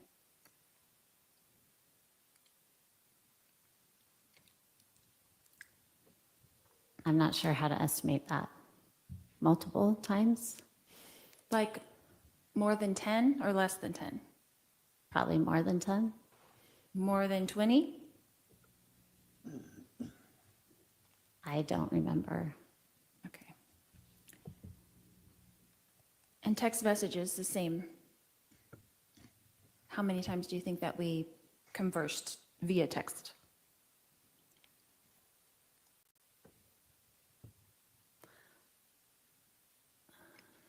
I don't know. I'm not sure how to answer that again.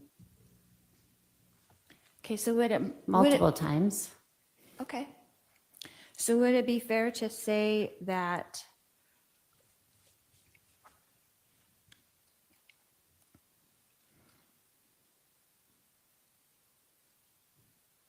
some of the things that you remember are from other people and not actually from me to you directly? Perhaps. Okay. So in the instance when you said that I mentioned to you something about zombies, I would like to know what I said to you exactly verbatim about zombies. Well, I remember we talked about zombies in 2019 for the girls' weekend. You had Okay. mentioned zombies. I mentioned zombies at that weekend out of my mouth and not someone else, but me. Object to argumentative. Overruled, you can ask, why don't you rephrase that question? Okay. So you're saying under oath that I said the word zombies at that meeting, or I'll go with that. To the best of my recollection, it was that weekend during the girls' weekend, 2019. And Again, that was 6 years ago, so like verbatim, I don't remember verbatim, but I think it was that weekend. So it could have been that someone else was talking to you about zombies, but I was actually there also. Is that correct? I'm going to object that the witness has answered that question and said it was her. Overruled, she can answer. Would you mind restating, please? Is it possible that someone else said the word zombie and not me at that meeting when we were all there with the girls? It's possible, but I don't think it was. I think Okay, it then was what you. did I say exactly about zombies? I want to know the sentence I said to you about zombies. Hold on, Again, ask questions, okay? I make object to statements. asked and answered. So rephrase your question. What sentence did I say to you with the word zombie in it? And I'm going to object to asked and answered.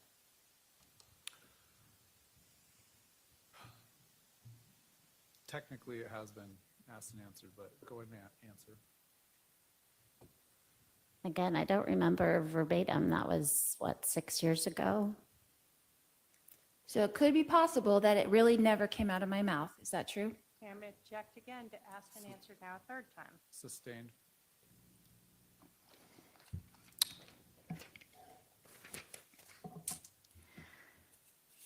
Ms. Sharp, who are the three Nephites in the Book of Mormon? The 3 Nephites? I'm sorry, I don't understand the question. In 3 Nephi 28, the three Nephites, do you know who they are? Off the top of my head, no. You do not know who they are. No, not off the top of my head. Okay. In the Bible, do you know of John the Revelator? Yes? Do you know of John the Revelator being translated? I don't remember that, but You don't remember that? What about in the Old Testament, Elijah? Was he translated? Your Honor, I'm going to object to relevance. What's the relevance? I've been accused of being out of the scope of the LDS religion when this is exactly in the scope of the LDS religion. All right, I guess to the extent you're comparing yourself to these biblical figures, I'll allow it. was Elisha translated? Yes, I believe so. Okay? But you don't know that John the Revelator was translated as well? I can't remember. And then the three Nephites in the Book of Mormon, they're translated as well? No, there were 3. You asked me their names. I don't remember their names. I wasn't asking their names. I said, do you know who they are? As in, are you aware of them? I'm sorry. I'll be more specific. Are you aware of the three Nephites in the Book of Mormon? Yes, That they were translated? yes. So is it fair to say that that isn't uncommon in the Christian belief system, to believe in people being translated?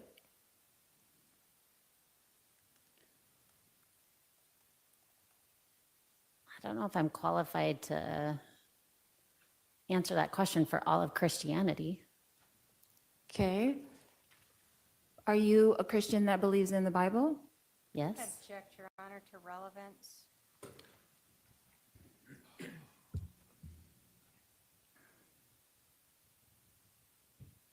I'll allow it briefly, but hurry up and make your point.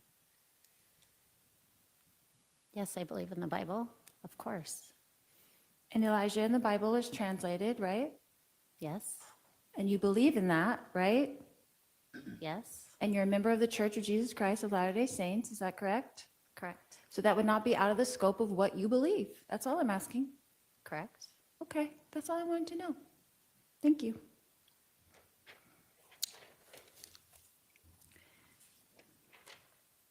So when we were having this girls' weekend, what else did we do besides one prayer? I remember going out to lunch, and we went to the temple, and we did service projects. So we had a typical fun girls' weekend Yes. with 5 minutes of a prayer. I don't remember how long that prayer was. But basically, out of the 72 hours that we got together, 5 minutes of it we spent actually praying. Again, I don't remember how long the prayer was, but that was not, from my perspective, the focus or majority of our time spent. Okay. How long would you say that prayer was? 10 minutes? Longer? I don't recall. Okay. But a tiny portion of our whole fun weekend, right? It was a small portion, yes. Okay.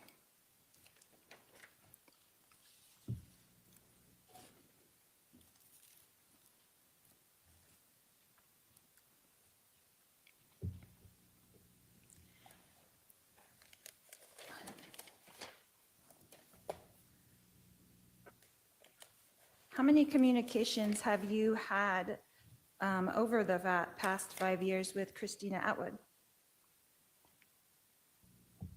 Many. Like how many? Again, I'm not sure how to estimate that. Daily, weekly, monthly?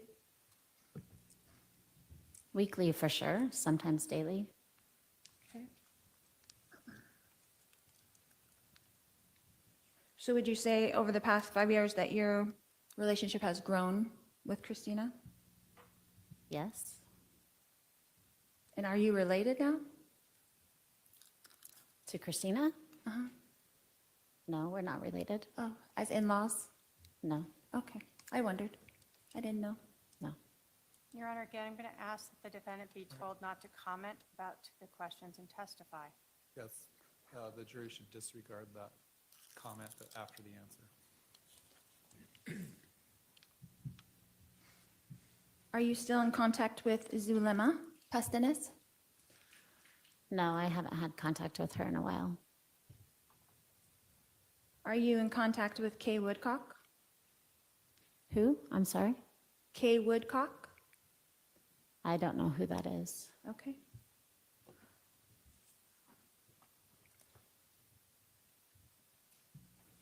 Are you still in contact with Nicole Earl? Yes, How often? often. Again, Weekly or daily? weekly, sometimes daily. Okay. What about Melanie Gibb? Are you still in contact with her? No, I run into her occasionally, but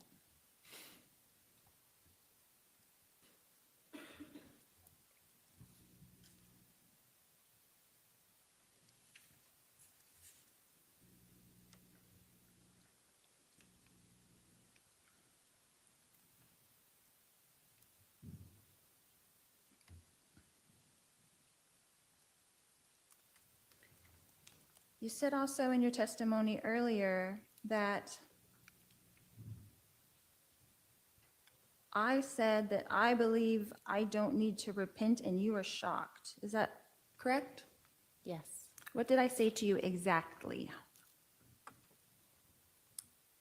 Again, I don't remember verbatim. That was over 6 years ago, but something to the effect of you didn't need to repent. Again, I don't know exactly, but, or we didn't need to repent, whatever it was, but yes, that's what I remember. What was the context of that conversation? Like, how would that come up? I'm like, how would that come up?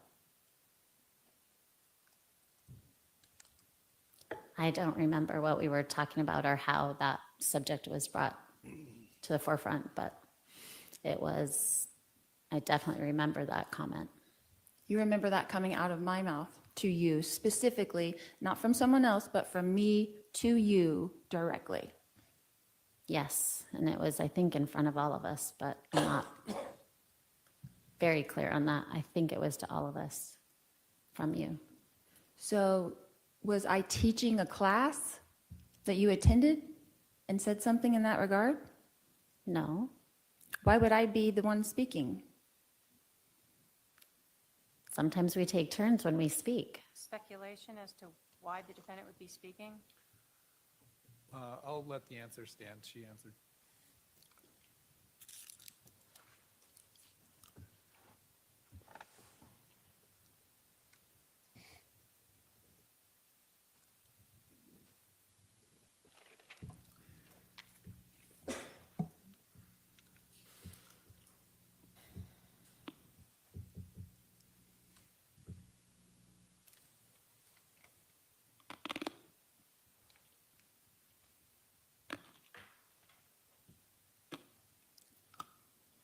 You said something about being uncomfortable on that weekend. Is that correct? With some of the topics? Yes, Why didn't you just leave if you were so uncomfortable?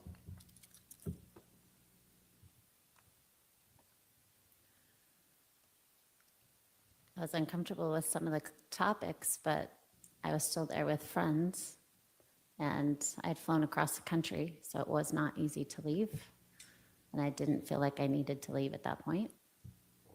But you're a grown woman, right? You have your own mind and ideas. Yes, of course.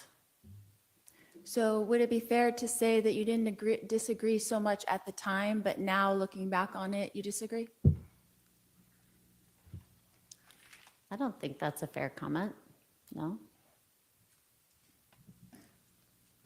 And would it also be fair to say that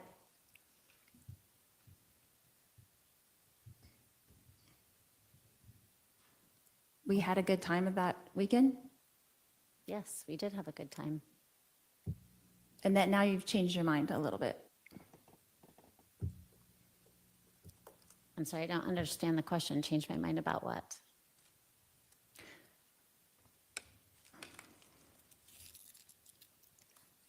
About what made you uncomfortable?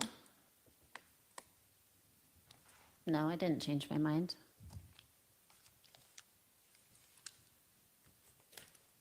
You had mentioned something about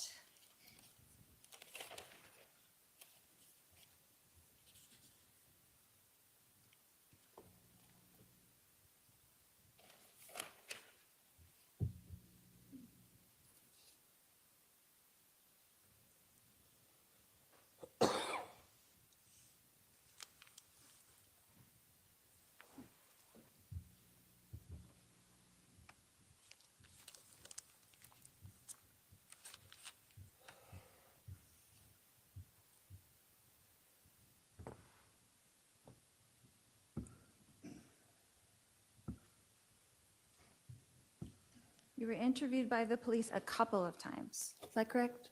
Yes, How many times? twice. Who were you interviewed by?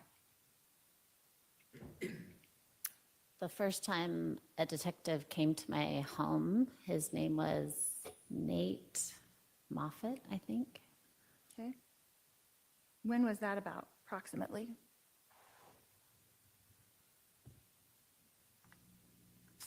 I want to say spring 2020. Okay. How long was that interview? I don't remember. Like an hour or less, or? And Your Honor, the witness has already answered the question. She doesn't remember.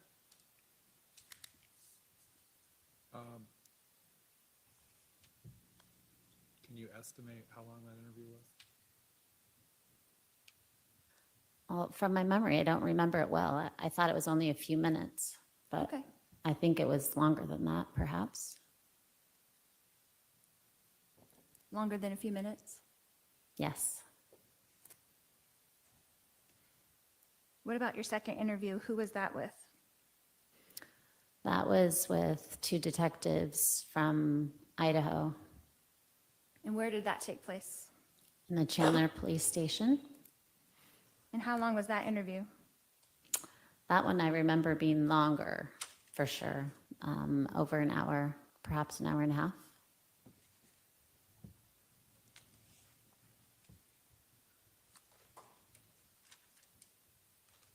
And what did you exactly have to contribute to the police for an hour and a half with someone that you have only met 3 times in person in your life? Objection, speculation, relevance. Sustained.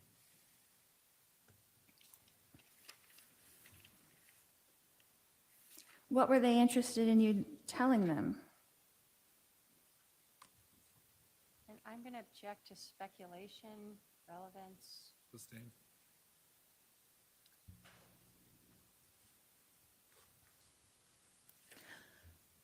What did you tell them about me in those interviews? Objection, overbroad, Oh, foundation. also calls for hearsay. Yeah, Sustained.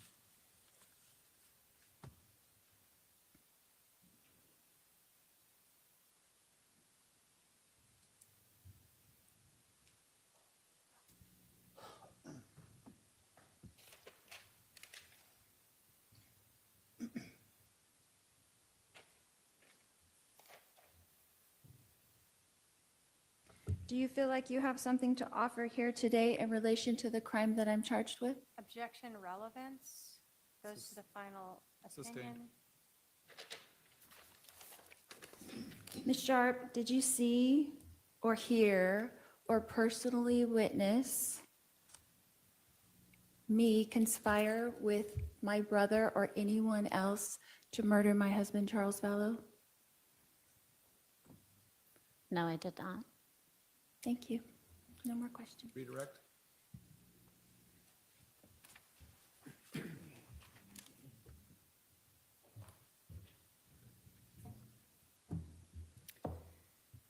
You were asked a lot about taking an oath. Do you take that seriously?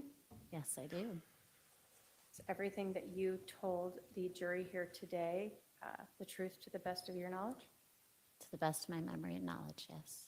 So when you don't remember something, you've been asked to try to guess, you don't remember how long something is, but you're not making up things in here. I'm trying not to. I'm trying to go for my best memory. It's been 6 years since you attended these meetings, correct? Correct.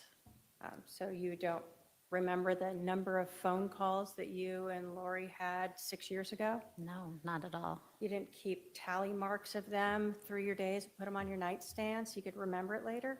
No, How about the text messages? You tally those up for you so later on you'd be able to remember that you had 50 of them or 100 or whatever it was? no, definitely not.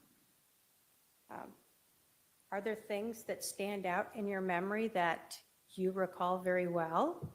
Yes, there are. Is one of those the fact that Lori Vallow told you that you didn't need to repent or that she didn't need to repent? Yes, Was another one of them her telling you that her husband was possessed by an evil spirit that she named Ned? yes, definitely remember that clearly.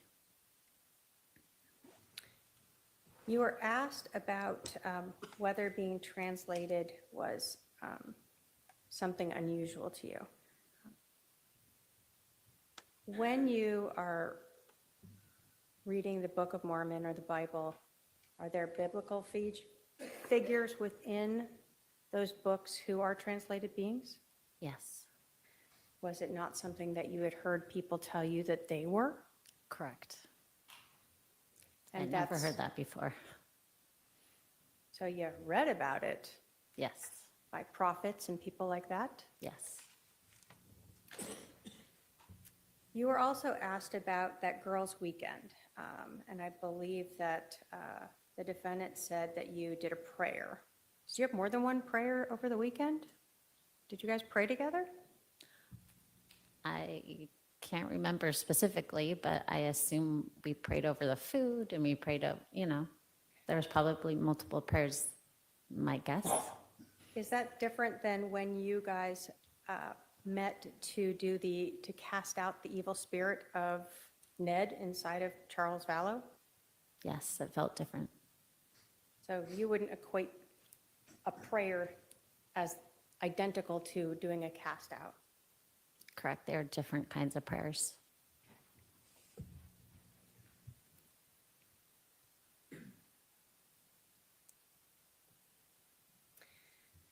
You were asked about why you stayed there that weekend. As someone who was a grown woman and strong in your faith, did you in fact question Lori when she talked about not needing to repent? I don't remember how I responded. I definitely pondered that for a while. I remember talking to others. I can't remember if I spoke specifically with Lori about that at that time. You were, even though that was something you knew not to be within your faith, you didn't just pack up and run away. No. Were there other women there that you were also friends with? Yes. People who you're still friends with? Yes. These women that you are still friends with, is anything about your relationship with them changed the fact that you remember Lori saying she didn't want to repent? I don't think so. Like you didn't say, hey, Christina, I feel like just making up something to say against Lori. What do you think we should talk about? No. You didn't sidle up to Nicole and say, Nicole, let's make up a story about Charles being possessed by Ned. What do you think? No. Those are just your memories. Those are my memories. I have no other questions, Your Honor. Are there any questions from any member of the jury? If so, please pass those questions forward. I'm not seeing any. All right, you can step down, ma'am. Stake and cards next. Thank you.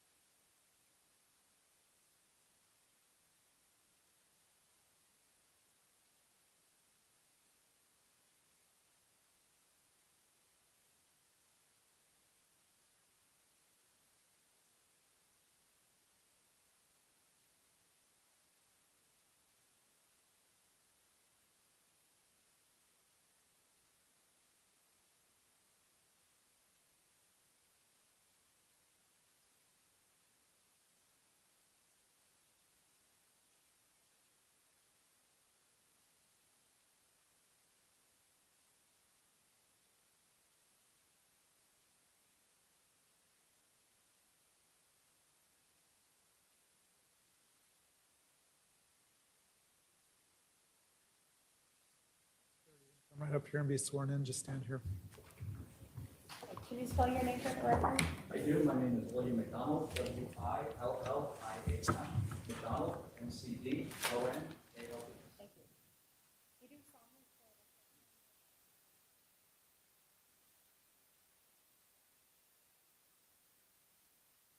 Order here and have a seat to my left.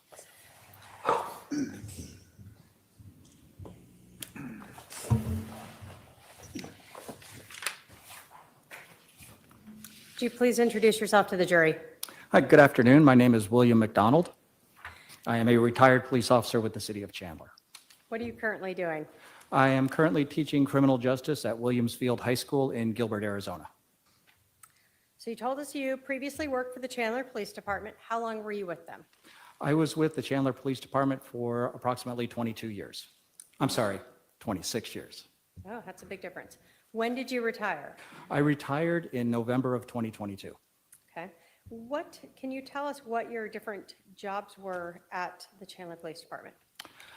As with all officers with the Chandler Police Department, I started off in patrol. I worked a patrol position for about 18 months, after which I switched over to more of a community services team. I spent 2 years with that team, after which I transferred to detectives and spent the remainder of my career in detectives, working primarily internet crimes against children and digital forensics. Can you talk to us about specifically your training and education relating to extractions of cell phones? When it comes to cell phones, I have extensive training in the use of the software that we use to extract that data. I am certified in the use of the Celebrite suite, which is one of the primary tools that we would use to extract data and organize data extracted from the cell phones. I was also trained, although they did not have a certification process, in several other platforms used with cell phones. Did you ever go to any type of digital evidence examiner courses? Absolutely. Beginning in 2001, when I began working digital forensics, I attended numerous courses on digital forensics, hundreds of hours worth of training, and I hold several certifications in digital forensics related to computers and, as previously discussed, cell phones. So by 2019, what were your duties at that time at the Chandler Police Department? By 2019, my primary duties were to conduct digital forensics examinations on computers and cell phones. I was also responsible for training new members to the computer crimes unit, in addition to assisting with internet crimes against children investigations. In your role, were you regularly asked then to examine cell phones and try to extract data from them? Yes, I was. Can you talk us through, if you are handed a cell phone, what do you do? Once we received the cell phone, and we would usually be given additional information at the time, usually from the case agent or the investigating detective, such as if there was a search warrant involved or anything like that, we would review the search warrant, make sure we had legal authority to do whatever it was they were asking us to do. We would then obtain the cell phone or whatever item we wanted to examine. My process was to start by taking pictures of the phone or the device prior to removing it from any evidence packaging. Once those pictures were taken, I would remove the cell phone from the packaging, take additional pictures to document condition of the device. Once the pictures were taken, I would attempt to power on the device to make sure that it had been placed in airplane mode, which would prevent any additional changes being made or outside people being able to access the device to make changes while it was in our possession. If it was in airplane mode, I would then attach it to whatever piece of software or hardware we were going to use to copy or extract the information from the phone. Once that process completed, which you would usually create just a single file, which for most of us would be meaningless. It was just a container file. And by a container file, I mean a file similar to, if you think like a box. The container file is the box. Initially, that box is empty, and we can put additional files inside of it. These container files would then be entered into, usually we would use the Celebrite software, as we did in this case. And that software would kind of go through the box and put everything in an organized manner, a manner in which people could read it and make sense of what that information was. We would then create a report, which we would provide to the case agents, and that would pretty much conclude our involvement. We would finalize everything by taking everything that we created, all of our files, all of our reports, notes, pictures, everything, and we would store them on an archive server at the Chandler Police Department. All right, going to go through a couple different words you said and have you explain them for us, all right? Certainly. So starting with first, extraction. What does that mean? Simply put, extraction means we're copying the information on the phone to another device, say a thumb drive or another hard drive or something that we have prepared forensically, which means it contains no data.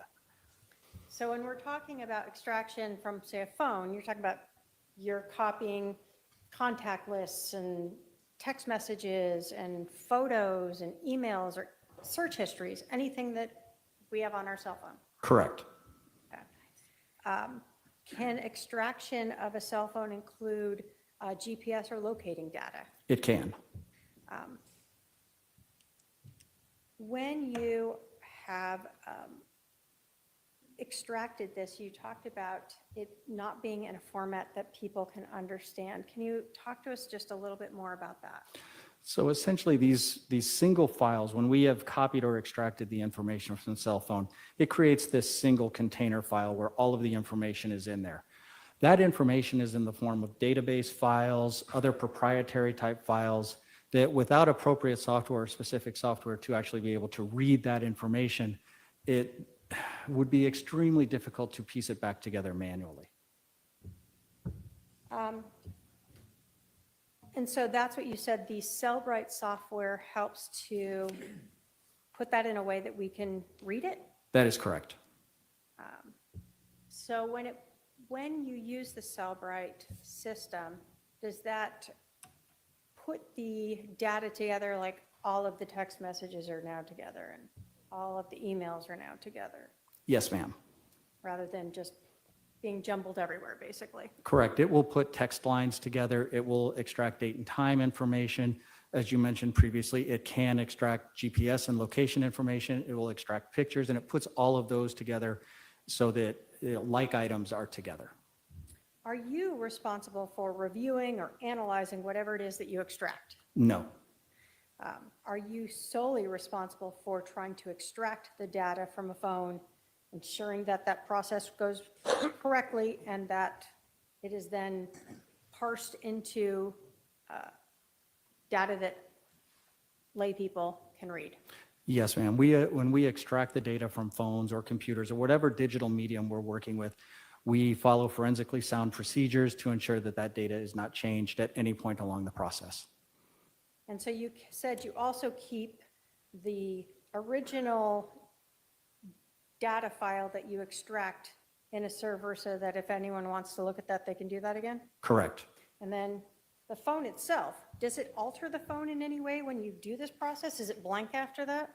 Our process should not change any of the information on the phone. However, with cell phones, because they do need to be on during this process, some system files can change. So it could add more data to it potentially? Potentially, yes. All right, so on July 16th of 2019, did you receive a request from a detective in Clan to examine an Apple iPhone that was impounded as item CH131035? And if I can have my paralegal approach with Exhibit 245?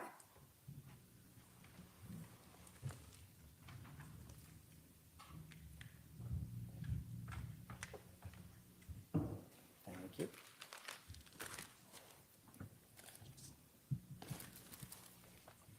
Yes, this is consistent with the item I received. Were you provided with a PIN to access that phone? We were. Okay, and what was the PIN you were provided to access that phone? The PIN was 0000. All right, pretty easy to remember. And if you can bring that back.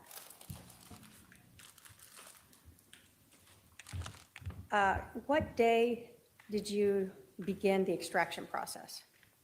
I believe, if I recall correctly, it was July 17th. So the next day. Yes, ma'am. You told us that you first get the phone and you are both documenting it and sort of noting it. I'm going to show you, and if I can have my paralegal approach with exhibits 180 through 185 that have been shown to defense counsel.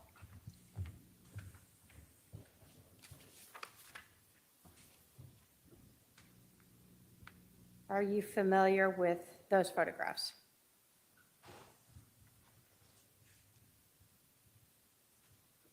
Yes, these are consistent with the types of photographs that I would take. And those related to this review of this cell phone 245. Yes. State will move to admit 180 through 185. Any objection? No objection. 180 through 185 are admitted. And if I can have the Elmo, thank you. Why do you take photos of the phone as you're processing it? Primarily, we take photos of the phone to document condition. I will also take photographs of the item while it is still in the evidence packaging to document how it was packaged, and if there are any evidence seals, what the condition of those seals are. All right. So in this, when we talked about a item number, is that what we were talking about, the CH131035? Correct. Okay. That's Exhibit 180. And 181, what are we seeing here? That is a photograph of the front screen of what appears to be an iPhone X, I believe, or XS Max. So I'm sorry. you get this phone, and I put 182, it's turned off initially when you get it. In this case, this particular phone was powered on when I received it. Okay, but the screen was blank, but still it was powered on. Correct. Was it in airplane mode, and why does that matter? Yes, it was in airplane mode, and you can see that from looking at the upper right-hand corner of the phone screen where it's got the little airplane icon. And this is important because while a phone is in airplane mode, it will prevent outside sources from connecting in and prevent the phone from connecting to the cellular network or to any wireless networks, which will help secure the data that's on the phone to prevent any changes or from anybody from the outside accessing the device. Do you check when you get a phone like this to see if there's a SIM card in there? I do. What is a SIM card? A SIM card is a subscriber, it's short for subscriber identity module, and it's basically a little card that's inside the phone that holds certain subscriber information. It can hold contact lists. It can actually hold a great deal of miscellaneous information. We always check for the SIM card as a means to make sure that this phone is actually able to connect to a cellular network. Did you see one here? I did. And then do you also check to see if there's enough battery power? Absolutely. What do you do if there's not? If we receive a phone that is either powered, has low power, or is actually the battery is completely dead, we will connect it to a power source to recharge the battery. The processes that we do required the phone to be able to be powered on, so we needed a, charged battery. All right, so in 183, you are able to get to where you would normally put in a passcode. Do you sometimes not have passcodes? Absolutely. Is it easier when you do? Much easier. So did you try the 000 here? We did. 0, I think I left one out. Were you able to get into the phone? We were. 184, why do you take a photo of that?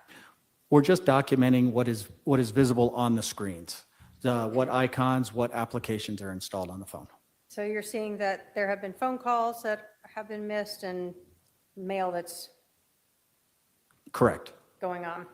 And then 185, what is the relevance of this? What does this tell us? That is simply information on the phone itself. What you are looking at, if it were able to connect to a network, you would see the network information there. This is obviously a phone that was associated with the Verizon cellular network. The IMEI and the ICCID and MEID are identifiers for the cellular networks. The network, the carrier, and all of that information is just to help identify the device. Okay. And so that is able to be confirmed when you look at the phone itself, 245? Correct. So in this case, after you got this powered up, what'd you do and took those photographs documenting what you're doing? What'd you do? Once we had taken the photographs, we'd ensured everything, the phone was in airplane mode. In this particular case, I used a device called a gray key device. I attached the phone to this gray key device and configured it to conduct what is called a full file system extraction of the iPhone. A full file system extraction is pretty much the best copy that we can make. It copies all the data off the phone, including anything in deleted space, any user files, any system files. It pretty much copies everything that's on the phone for us to examine later. Okay. Now, does technology continue to improve in our world? All the time. So you did this in 2019, right? Correct. So whatever the newer technology is not the same as what it may have been back then. That would be fair to say, yes. In terms of technology, have you seen changes in Gray Key and Celebrite over the years that you were using it? I did. And as each new version came out, did that ever cause you to find that data was wrongly recovered, or just that there was more data recovered? In my experience, I never observed that changes in the software, updates to the software, would result in previously found data being changed or omitted or deleted or in anything like that. what we would find is it would change the format and how that information was presented. On occasion, as things really did change and bigger versions came out, sometimes it would have the capability to acquire additional information that maybe it could not acquire prior. So maybe it was better at finding deleted items or parsing things together. Correct. Okay. Do you recall about how long that process took to use the gray key to extract that full file system? As I recall, it was approximately 1 hour. So after you use the gray key, is that where sort of everything's jumbled in a box? Correct. That's, the gray key created that single container file with everything from the phone inside of it. So did you use something else at that point to allow detectives and other people to be able to access and look for specific things? I did. Once we had that single container file, I took that file and I opened it up in a program called Celebrite Physical Analyzer. That physical analyzer software is what went through that container file and put everything in a more readable format for detectives or whoever else needed to view the contents of the phone. So that then allowed detectives or others to go into this new report that allowed you to look at a section that had just photos or a section that just had emails. Correct. After you used that Celebrite to parse out all that data into these different sections, did you conduct any research on that phone? Or I did not. did you look through any of that Celebrite report? I did not. Did you analyze or review any of the data? I did not. Did you provide the detectives who then had been working on the case with that to review themselves? What we would do, since the Celebrite Physical Analyzer software was very expensive and actually required a key in order to use, the Celebrite software allowed us to create what we referred to as a reader file, which is a file that they can open in a program called Celebrite Reader, happily enough, and that would allow them to review the data in a free software platform. So as long as you had the reader, you could then go through all the data that the Celebrite had parsed into these readable formats or Correct. sections. Anything that was included in, when I imported the file or uploaded the file into the Physical Analyzer software, any information that was in the Physical Analyzer software was copied and included in the reader file. Did that end your involvement with Exhibit 245, that phone? I'm sorry, one more time? Did that end your involvement with Exhibit 245, that iPhone? Aside from making sure that any files that we created, any pictures that were taken were securely stored, it did. All right, thank you. I have no other questions. Cross? Questions, Your Honor? I'm sorry, did you say no questions? No questions. All right. Any questions from any member of the jury? I see at least one, okay.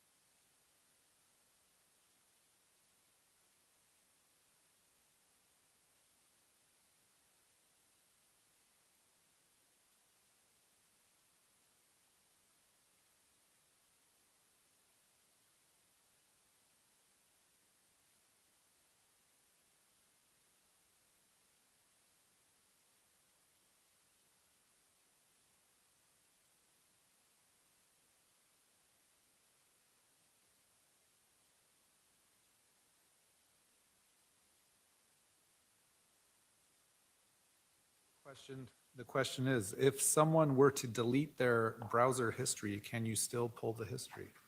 On occasion, browser history and any internet data like that, especially on cell phones, over time, if it's been deleted, it can be overwritten. However, if it is more recent, and sometimes by recent, we are actually talking within the last year or so, that information, regardless of it being deleted, can be recovered by the software.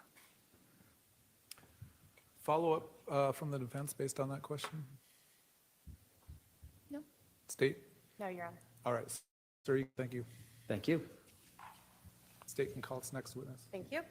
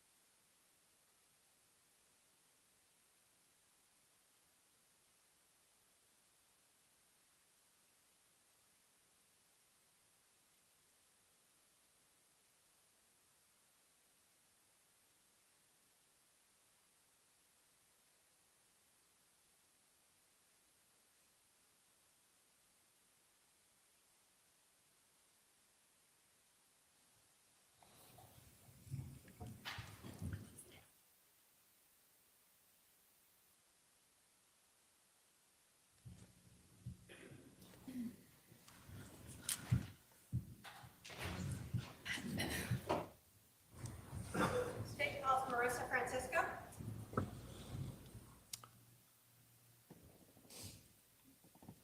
All right, ma'am, you're going to come right up, stand right in front of the wall here, right here.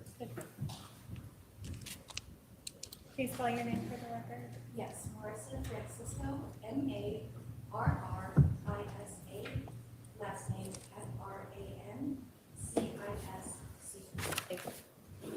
You do solemnly swear the testimony you're about to give will be the truth, the whole truth, and nothing but the truth, so help you God. Yes, I do. All right, you're going to walk around the court reporter. Have a seat just to my left here.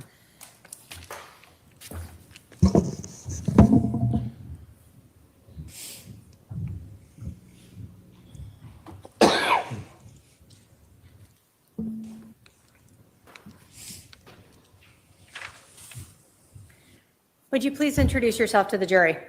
Yes, my name is Marissa Francisco, and I am a forensic scientist with the City of Chandler in the Forensic Services section. How long have you worked there? I have worked there since August of 2018. Previous to that, I was employed at the Arizona Department of Public Safety, and I started there in 2004. So let's kind of go back. What did you do at the Department of Public Safety, DPS? I started my career in the blood alcohol unit, so my duty there was to test blood for the presence of alcohol. I was in that unit for about 7 years. After that, I transferred to the trace evidence unit, where I was trained to do hair comparisons and fiber comparisons. After that, about 2016, 2017, I started training in the latent print unit. In August 2018, I completed my training at the City of Chandler and have been doing latent print analysis primarily at the City of Chandler. Can you tell us the training and your education to be a latent print analyst? Yes, I have a Bachelor's of Science in Biochemistry from the University of California at Los Angeles and a Master's of Science in Forensic Science from the University of Illinois at Chicago. As part of my training for latent prints, it was an extensive 1.5 year long program where there was readings, lectures, comparison exercises, oral boards, and a competency test. I also have to conduct and complete a proficiency test on latent print comparisons on an annual basis. I am also a certified latent print examiner. In order to obtain the certification, I had to complete over 160 hours of certified training and pass a comprehensive exam. Thank you. I'm going to start sort of really general. Can you tell us what latent prints are? Yes. Latent, by definition, is something that is present but not visible. So a latent print is an impression of friction-ridge detail that is not readily visible. Some processing techniques that can be chemical or physical are needed to help visualize those latent prints. So we talk about latent prints, we're thinking of people's fingers. Where else where do we find latent prints on people? Yes, let me start with defining what friction ridge skin is. Friction ridge skin are raised ridges on the palms of our hands and the soles of our feet. They are specialized and only located in those two areas. We often have oils and sweat and other residues on our hands, and when we touch an item, we can leave an impression of our friction ridge detail on that item. Is that what most of us call latent prints, or I left a print behind? Yes, fingerprints. You started to talk about oils and things. Do people always leave behind a print if they touch an object? It actually depends on a lot of different things. First off, the amount of oils and residues on our hands will determine whether an impression is left. Also, the deposition pressure, meaning are we gently tapping on something or are we like really pushing down on it? That will affect whether an impression is left and the quality of that print. The item itself is very important. Is it something that is receptive to prints?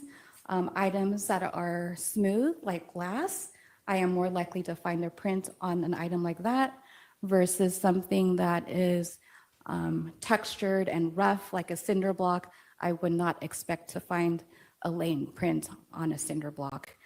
The condition of the item is also important. How many people may have come in contact with that item. All these different things affect whether an impression is left and the quality of that impression. We can very simply think of a stamp, our fingers being the stamps, the oils being the ink, and depending on how the stamp is placed on different items will determine how that impression looks. Can environment also impact the quality of, or whether or not a print remains? Yes, the environment is also important. After a print is left, is it left out to the conditions of rain or does it get wet? Is there a dust storm? Is it in an area that it has high traffic? Like if a fingerprint is left on a door to a convenience store and 100 people go through there that day, impressions are left, but if I lift those prints, I might not be able to identify them because there are so many prints on top of each other. And so that goes to the next thing. So are prints something that once you make it, it's permanent and there forever? It is there until it is disturbed, so it can be there forever. Can we wipe them away? Yes, Can they be smudged away? they can, yes. So can someone rubbing an object, like a smooth object, get rid of that? Yes. Are there different ways or different processes that you use to obtain latent prints or friction ridge detail off of an object? Yes, there are. First off, I want to define what a non-porous item is. A non-porous item is an item where water or air cannot pass through it. So when I first receive an item, I determine whether it is porous or non-porous because depending on that, I will use different processing techniques. So for a non-porous item, what processes do you use to try to find friction-rich detail? Yes. On non-porous items, the main processing technique that I use is called cyanoacrylate fuming, more commonly known as superglue fuming. So items are exposed to superglue fumes, and the fumes react to any oils and sweat in the latent print, creating a white visible print that is not readily destroyed. So you've looked at the non-porous item, you don't see any prints on, do you look visually first? Yes, sorry. The very first thing we do is I look at the request sheet and see what items are needing to be tested in that case. And also I look to see what the requesting officer wants done with the case. Sometimes they are requesting that the item be swabbed for DNA. If an item is requested to be swabbed for DNA, I have to use clean techniques to help reduce and limit contamination. So clean techniques are when I bleach down all surfaces with bleach, I lay down a clean butcher paper, I use sterile equipment.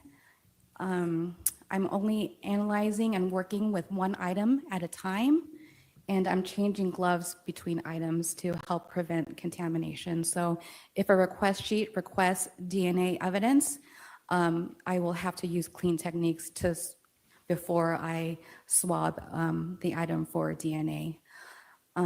After that, I will do a visual examination of the item. Before any processing techniques are conducted, I will take a flashlight and look at the item to see if I can see any latent prints with a flashlight. If I can see a visible print at this point, depending on the quality of that print, I will take a picture or lift that latent before I move on to any processes. So after each processing technique, I will have to document what I find with either photography, scanning on a scanner, or lifting with powder. So you talked about photographing these latent prints. How do you do that? Like how do you take a photograph of that to ensure it's the right size or shape or whatever, so you can later use it for a comparison? Yes, I have training and experience in taking photographs. So in the photograph, I have to have a scale in it. So I have a scale with the case number, and I am just trained to properly use the lighting I need, adjust the lighting, focus it correctly, have it level with the lens of the camera, and I take a picture and document where on the item the photograph was taken. Right. So how do you just told us you document where on the item the picture was taken. How do you do that so that you can later go back and say it's in the middle of a mirror or whatever it might be? Yes, I try to be as clear and concise as possible, because like I said, I have to take a picture after every single step. So I have to take a picture if there is any latent print at the visible step. And then if I go on to doing the super glue fuming, I have to take a picture of that same latent. If I go on to another process called dye staining, which we apply our fluorescent dye to even better visualize the image, I have to take that same latent again. So it helps me out to be able to go to find that latent. So I try to be specific on where that latent was found. Do you, when you are processing a non-porous item and you find what I'll call a partial print or something that looks like friction ridge detail, do you collect it, or do you say right then and there, I don't think that would be useful? Yes. So when I am examining an item, at that stage, my conclusions are either no latents observed, meaning I didn't see any friction ridge detail at all, no value latents, meaning I did see some friction ridge detail, but I don't believe that I can do anything or compare them at a later point, or latents for analysis. So if I find sufficient, clear, latent print detail, I will take a picture of it. If I'm not sure, I go ahead and take a picture of it, because at this point, I am not really determining whether the print is identifiable. I am just saying that I'm taking this picture and I want to do further analysis on it at a later point. So then for the analysis, are you then, after you process an item and you recover any latent prints that may be useful or which are you later asked to ever compare those recovered prints to known prints? Yes, What do we mean by a known print? yes. So a known print is known fingerprints that are collected from an individual. They're typically recorded electronically or with ink. So in my comparisons, I am always comparing a latent impression that was recovered or developed versus a exemplar, and I'm trying to determine whether or not the latent could have originated from that exemplar, or whether or not those two impressions could have been made by the same individual. Can you tell us briefly, when you are looking at this recovered latent print and comparing it to a known, what are you looking for to be able to make an identification? I will explain what methodology we use for latent print comparisons. It is called ACE-V, which stands for Analysis, Comparison, Evaluation, and Verification. So in the analysis phase, I'm taking an assessment of the latent and the exemplar and determining whether or not they are suitable for comparison. If I determine they are suitable for comparison, I move on to the comparison phase. This is when I'm observing two impressions and I'm looking for the existence of similarities, differences, or discrepancies. Next is the evaluation phase. At this point, I am rendering a conclusion based on my analysis and comparison. The three different conclusions that can be reached are identification, exclusion, and inconclusive. So identification is the determination that the two impressions originated from the same person. Exclusion is the determination that the two impressions, the latent and the known, were not created by the same individual or they do not have the same source. Lastly, I have a conclusion of inconclusive, and this is where I can neither identify nor exclude the individual from having made the print. So going back to analysis, during the analysis phase, I am looking at a lot of different things. First off, I'm trying to determine, is the print from a finger or is it from part of the palm? And also I'm determining the orientation of the print. If it's from the palm, I can also, depending on the ridge flow in the latent print, I can determine what area of the palm it came from. I'm looking at the shape of the impression.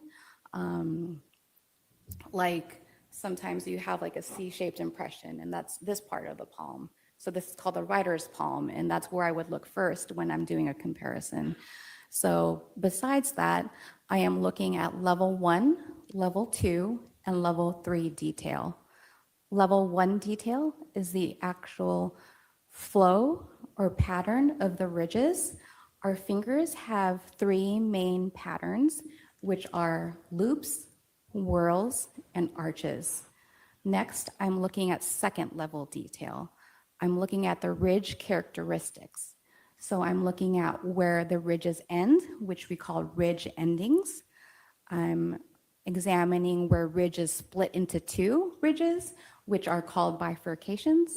And I'm marking any dots, which are very short ridges. So I'm examining the latent and I'm marking up all these second level details so that I can later compare to the exemplar. I'm also noting if there's any scars present in the latent. I'm noting if there's some creases or if there are issues with the deposition pressure, or if there seems to be some movement in the latent. I'm documenting all of that stuff in the analysis phase of my analysis.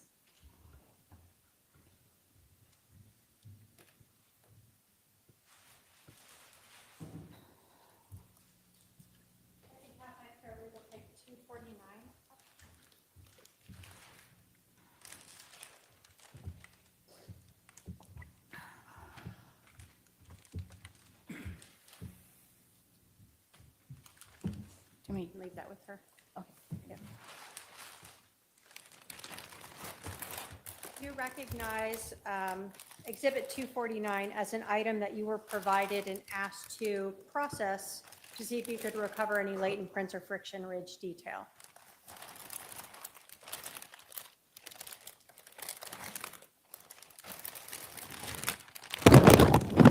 Sorry. I know it's a little awkward. Yes, I do recognize this item. And were you provided with that Exhibit 249, that bat, and asked to try to recover any latent prints from that bat? Yes, I was. Can you tell us, in this Exhibit 249, what did you do to attempt to recover any, and did you recover any latent prints? Yes, on the request, it was also requested that I process the item with clean techniques because it was also requested that I swab the item for DNA. So I already went through that process and explained that. So I used clean techniques to process this item. And the very first thing I did when I opened up the packaging was I swabbed the textured grip for potential DNA. The reason I swabbed the grip first is because of the texture on that grip, I would not expect to find latent prints on the grip. So I didn't feel that I was potentially ruining any prints because I don't feel that there would be fingerprints on that textured grip. So that was the very first thing I did. And then I did a visual examination of the bat with a flashlight to see if there were any visible prints at that point. And I don't believe there were, but I would have to check my notes. But looking at your notes, help refresh your recollection as to whether or not you did find anything there. Yes, Do you have your notes up with you? yes. If you want to take a look at those, and then let us know when you're done if that has refreshed your recollection.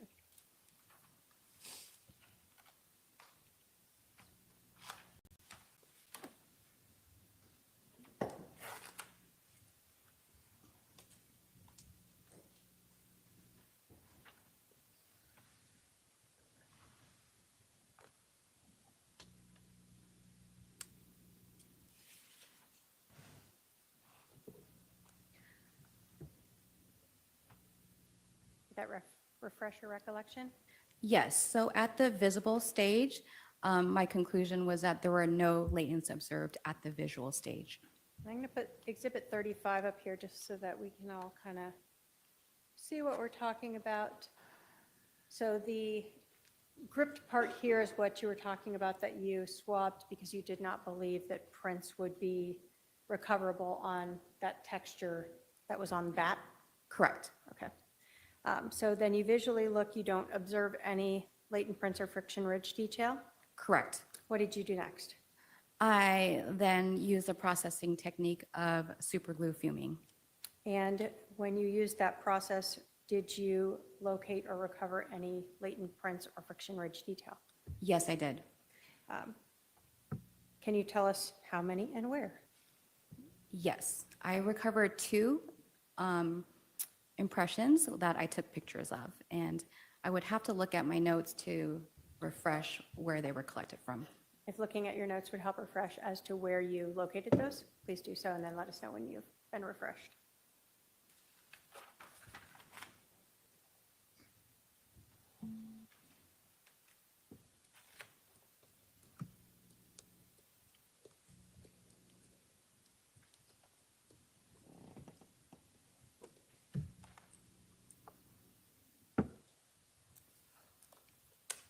I'm ready.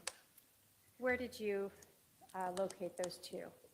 The first one was recovered in the W of the Rawlings that was above the diameter. I think Rawlings is also on the other side. So that's why I stated that it was the one that was right above where the diameter is. And the second one was recovered in between the G in the diameter. Now, you told us that what you are recovering isn't always look like a finger, right?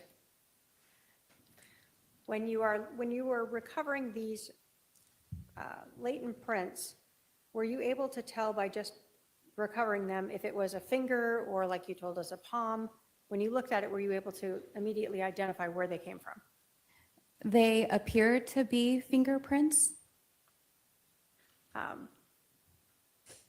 Was there anything about the shape or, I guess, the shape of them that made you think that they were fingerprints? The first image, it was just the shape of the impression just indicated to me that it was a fingerprint. The size of it indicated to me that it was a fingerprint. Was the other one, the second print, slightly, I guess, not as clear on whether or not it was a fingerprint or potentially from some other area? Correct. Were you asked to then compare those two? Well, let me ask you, when you obtained these two, you told us there were 3 different levels. Obviously, you collected something. Did you believe these were able to make identifications, or what did you determine about the clarity, the detail of those 2 recovered prints? For both impressions, in my analysis, I determined that both impressions were NVID, which stands for no value for identification. This means that the latents lack sufficient clarity, quantity, and or uniqueness to identify, but may be suitable for exclusion.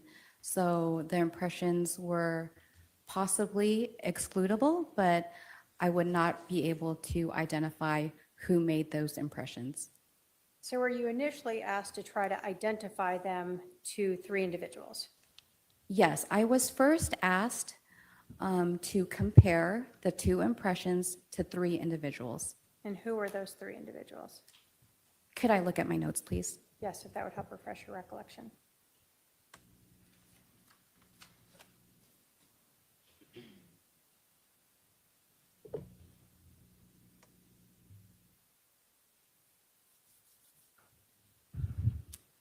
Yes, I was initially asked to compare the 3 impressions to a Charles Vallow, a Lori Vallow, and an Alexander Cox. So you told us, though, they were of no value for identification. So did that sort of end that request? Yes, so when there is only prints that are determined to be no value for identification, we routinely do not compare those prints, but we say, if you still want us to compare it to anyone, please let us know. But initially, we are not going to try to compare NVID prints to any individual because they cannot be identified. So did you then, were you then requested to see if you could make any exclusions? I was then requested to compare the 2 impressions to Charles Vallow to see if I can determine whether the 2 impressions did not originate from Charles Vallow. Starting with the first impression that you found above the W, but the other side of the bath from what we see in 35 here, where there's a diameter marking. Were you able to reach any conclusions in looking at the prints from Charles Vallow and that recovered print? Again, I went through the ACE-V process, and during the comparison phase and evaluation phase, I determined that the first latent was inconclusive to Charles Vallow, meaning that I could neither identify nor exclude him from having made the impression. So does that just mean there's just not enough in that print to do anything with? Correct. So it lacks sufficient agreement in the detail to identify, and it lacks sufficient disagreement in the impressions to exclude. And is that common when you have a latent print that just doesn't seem to have the level of detail just necessary for that. Yes, that is a common conclusion. So you're not saying it's Charles, you're not saying it's not Charles, you just can't do anything with it. I could neither identify or exclude Charles Vallow. So for the second print, did you also attempt to compare that to latent prints from Charles Vallow? Yes, I did. And were you able to reach any conclusions as to that? Yes, my conclusion was that the latent was inconclusive to Charles Vallow due to lack of detail in the latent and exemplar.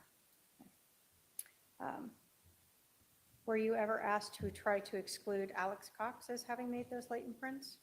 No, after I initially did not compare the latents to the 3 individuals on the named comparison, I was only asked to compare the 2 impressions to Charles Vallow. So you also weren't asked to try to exclude or secondary compare to a Lori Vallow? No, I was not. And were you ever asked to compare to a Tylee Ryan? No, I was not. Did that sort of end your processing and comparisons of this bat? Yes. Thank you. I have no other questions for this witness. Cross. I have one question, Your Honor.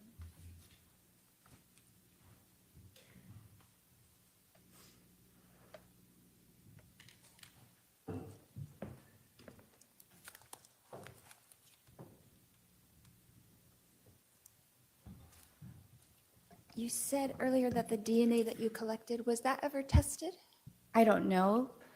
Is it sent somewhere else? Correct. So Okay. the city of Chandler does not have the capability to test for DNA. Anytime we swab for DNA, we send it to the state lab for analysis. So you swabbed it and sent it to the lab, and that was the last you heard of it? Yes. Okay. Thank you, that's all. Any redirect? No, Your Honor. Any questions for this witness from any member of the jury? I don't see any, so you can step down, ma'am. I think this is a good time to take our afternoon recess. We'll be at recess for 15 minutes. Please remember the admonition. All rise for the juries.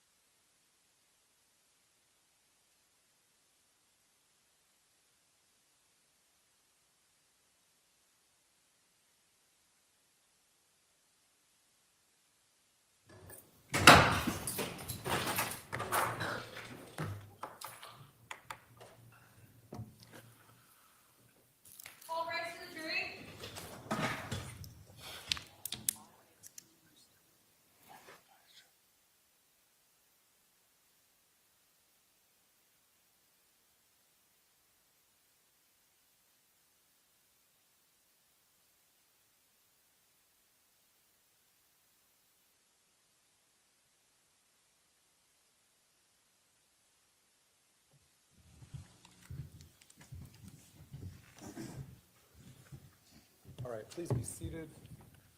We're on the record. The jury is present. State call its next witness.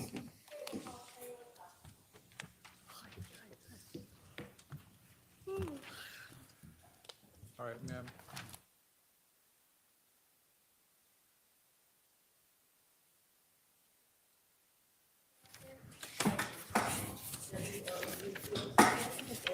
I do solemnly swear that the testimony you're about to give will be the truth, the whole truth, and nothing but the truth, so help you God. All right, go and have a seat to my left.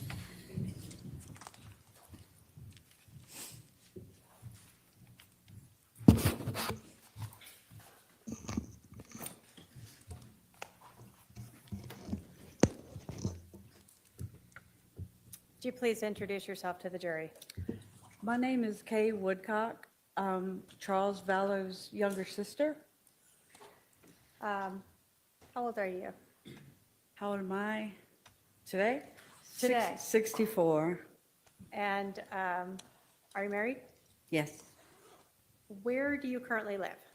Lake Charles, Louisiana. I want to talk to you about your siblings. You told us that you are Charles's sister. How many siblings were there in your family?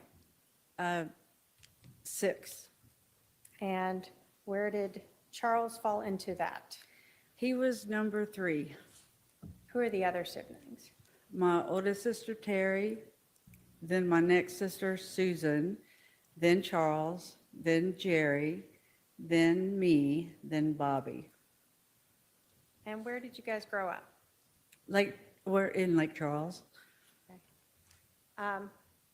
Were you close with your brother? Yes, I was. Did you know his wife, Lori Vallow? Yes, I do. Can you point her out in the courtroom and tell us what she's wearing? She's the defendant over there in the black jacket. Your Honor, may the record reflect the witness has identified the defendant. It shall. I want to talk to you sort of about Lori and Charles. Were you at their wedding? No, they went to Las Vegas. Do you recall what year they got married? 2006. Did they have a reception that, I don't know if that's what you'd call it, but there was a family gathering in March of 2006 at a ranch in near Austin, Texas, that we all went to. okay, kind of to celebrate that? Yes, Had your brother Charles been married before? yes, Did he have any children from his prior marriage? yes. How many? 2. And who were they? Cole Vallow and Zach Vallow. And did you know if Lori had any children from a prior marriage? Yes, Zach, Colby Ryan and Tylee Ryan.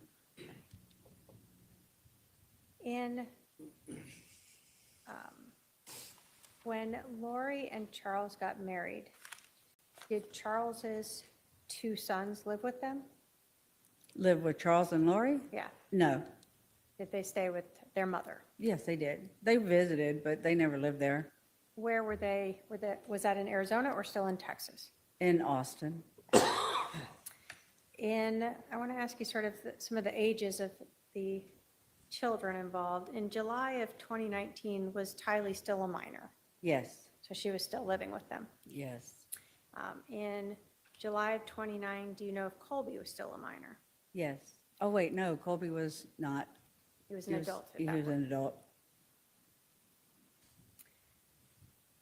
And in July of 2019, were Charles's 2 sons, Cole and Zach, still minors or adults? They were adults. Okay.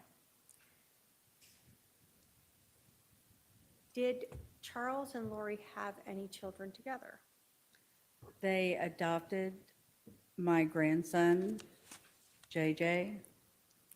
And can you tell us how that worked out? How that worked Or out, meaning how did they get involved in adopting your grandchild? Charles approached me about it one day. He called, and I mean, there was a lot of stuff going on then, and that was my son's child. And there was a lot going on. So I just told him then, look, I can't make a decision like that. We don't know how this is going to go. Just, well, just keep me in mind, keep it in mind. And so I kept it in mind. And do you recall, when did they adopt JJ? It was final in July of 2014. How old was he then? He was 2. Did JJ have any special needs? Yes, he was autistic, and he was born 10 weeks premature. Okay. So he took a little extra care. He did, absolutely. Do you recall, so if he was 2 and they adopted him, how old was he in July of 2019? He was 7. We spent his 7th birthday together in Lake Charles. So in July of 2019, to your knowledge, Lori and Charles still had 2 children under the age of 18 with them, Tylee and JJ? Yes, So if in July of 2019, Lori Vallow was saying she had 5 kids she was taking care of, you were unaware of the other 3? there were not 5 there, no. There were 2. Can you tell us about the relationship between Charles and JJ? Charles was the best dad. I mean, he was always doting on him. The arrangement I figured out eventually was that if Charles was working out of town, Lori had him all by herself. And so when Charles got back to town, JJ was his to take care of, 100%. Would Charles bring JJ to visit your side of the family in Louisiana? Oh, yes. Did you regularly see him? Yes, once JJ learned how to fly, and, excuse me, I need water. Once JJ learned how to fly, and, that he was, because he was autistic, something like that is, a big deal for him, and he loved it, so he was a little flyer. He loved to go in the airplane.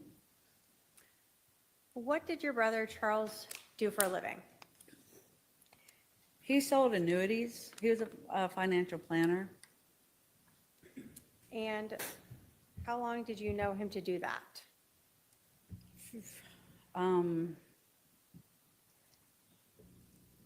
If I had to guess, 20 years, I guess. Did he work for others or have his own business? What do you recall? He had his own business. Had he previously any times ever worked for others? Yes, But in July of 2019, he had his own business. yes. Did he have a business partner? He did, yes. Did his job require him to travel a lot? He did. He would be gone 3 or 4 days a week, on average.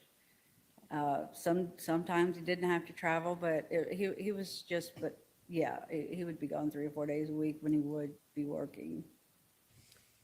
I want to ask you a little bit about Charles. Was he sort of a meticulous person when it came to paperwork? Oh, yes. I mean, for when you're doing that type of work, you have to be meticulous and methodical, and you can't make any errors. You can't miss a dot or crossing a T, because it will get kicked back to you, and then it just causes a lot of delay and a lot of trouble. So he was actually, he said, there was never anybody I've ever trusted to do this for me. And I was like, well, I'll do it for you, because, All right, we'll stop here. yeah. So when Charles was working as financial planner, do you know if he had Lori help him with any part of his job? I don't really know exactly what she did, but yes. Okay. But I don't know what she did.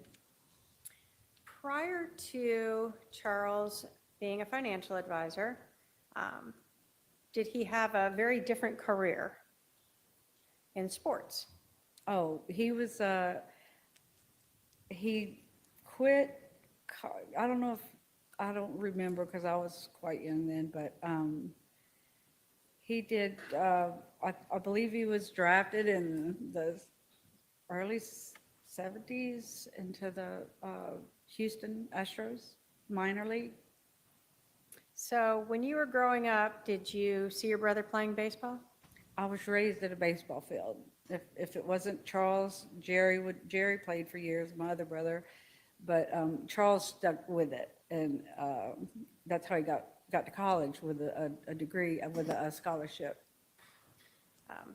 So you got stuck many a night and a weekend having to be at the ball field with your brother? Yes. What position did your brother play? He was a pitcher. He was very, very good. He was a left-handed pitcher, and they're very hard to hit against. Okay. Did he bat right or left-handed? He was left-handed. Did he do everything left-handed? Yes. Right, left-handed?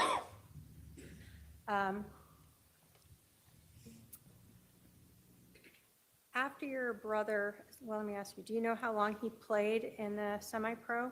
I don't, he had moved to Houston and, but he blew out his knee, and that's ended that right there. Did your brother stay in shape after that, even though he blew out his knee? Oh, yes, he was always doing something, always, bike riding, hiking, just anything. Gym, he was very active. So every time you saw him, he was taking care of himself. Yes. I'm going to ask you a little bit about religion. Did your family grow up in the LDS church or faith? No, we did not. Did you know Charles to ever convert to the LDS faith? He did at some point during his marriage to Lori. Okay.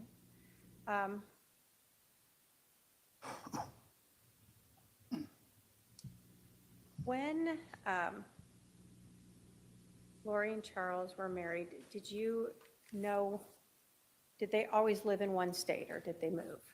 No, they lived here in Phoenix, in the Phoenix area, Chandler, Gilbert, and then they moved to Hawaii in 2014, and then they moved back late 2016 or early 2017. Back to, Back here to Phoenix area. do you recall where they were, what state they were in when they met? When Charles and Lori met, they Yeah. were in Texas. Texas, okay. In 2018 and 19, you told us that Charles and JJ would come visit you and the family regularly. Yes, In March of 2018, did you have a member of your family pass away?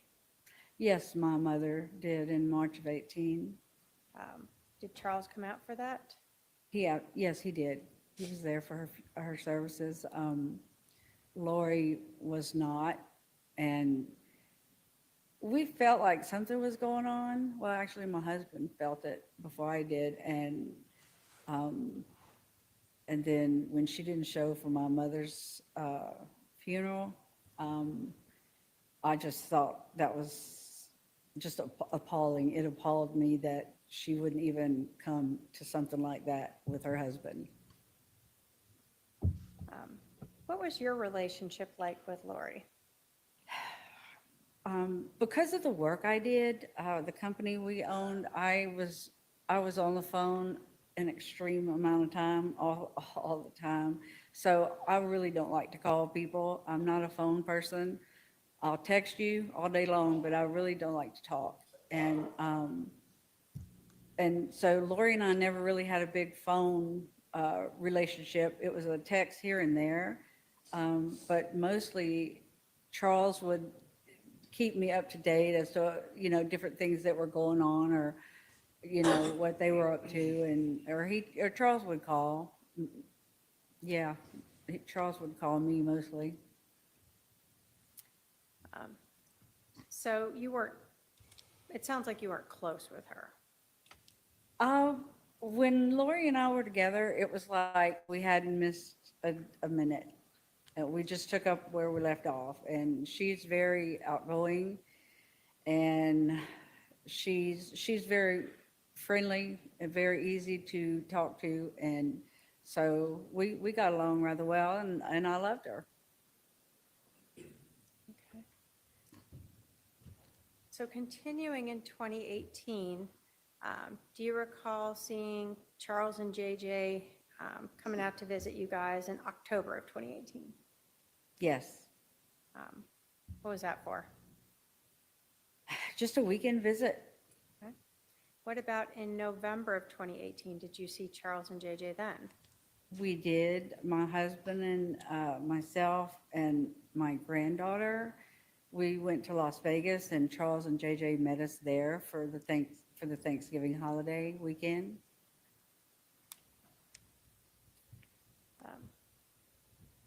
I thought that was odd.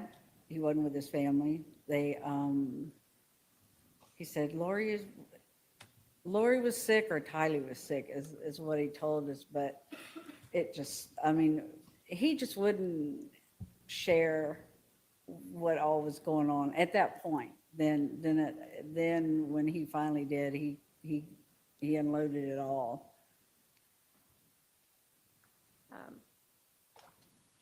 So in 2018, did you have any idea there were any, let me say this, in 2018, did you have some concerns about their relationship?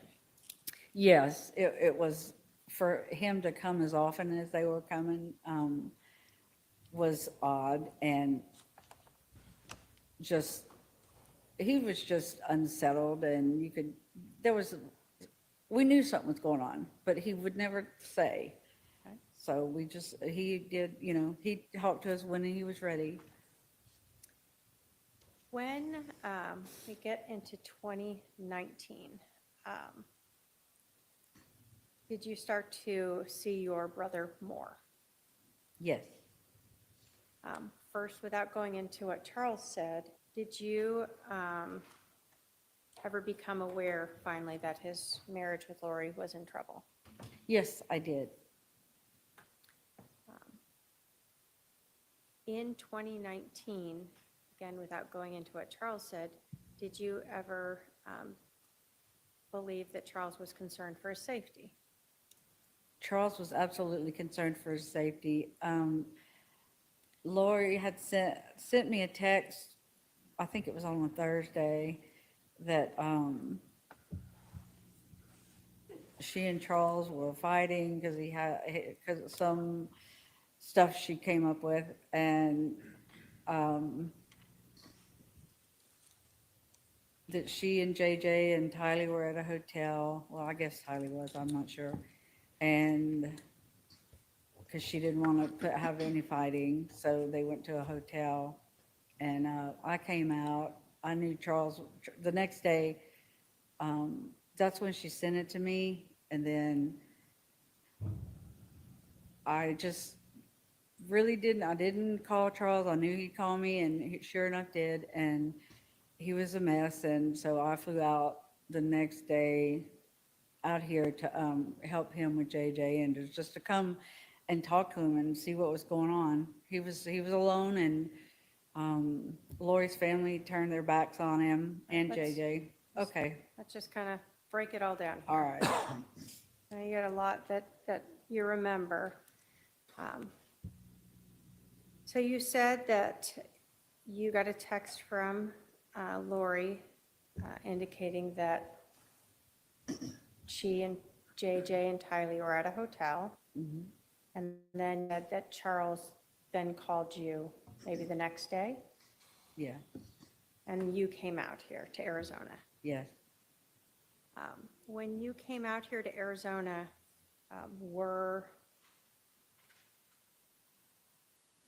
did you become aware at that point that there was a big problem now with their relationship? There was a huge problem now with their relationship. And during this time when you had come out here, do you remember approximately when that was? Like the 1st of February of 2019, or the 2nd, it was right in there. When you came out here, did you then speak with Charles about his concerns for his safety? Just yes or no? About his what? His concerns for his safety. Oh, yes, absolutely. That's just yes. Is this the time where, well, let me ask it this time. When you came out here, did you see Lori? No, When you came out here, did anyone know where Lori was? no, nobody was talking about where she was. Nobody would tell Charles where she was. So your brother was trying to find where she was? Yes, he was. Where was JJ at this time? He was with Charles, and that's what, one of the reasons I came out was to help him with JJ, because he was quite a handful, and Charles was, he was a mess. He was broken. He was a broken-hearted man. So you come out here, Charles has JJ. Where's Tylee? Do you know? She's, as far as we knew, she was staying at Lori's brother's. That's what we knew then. Did you have any interaction with her? No. How long did Charles have JJ where he's looking for Lori and can't find her? Well, that portion of the time was 58 days, and I knew how many days it was because every day Charles would say something. He would tell me.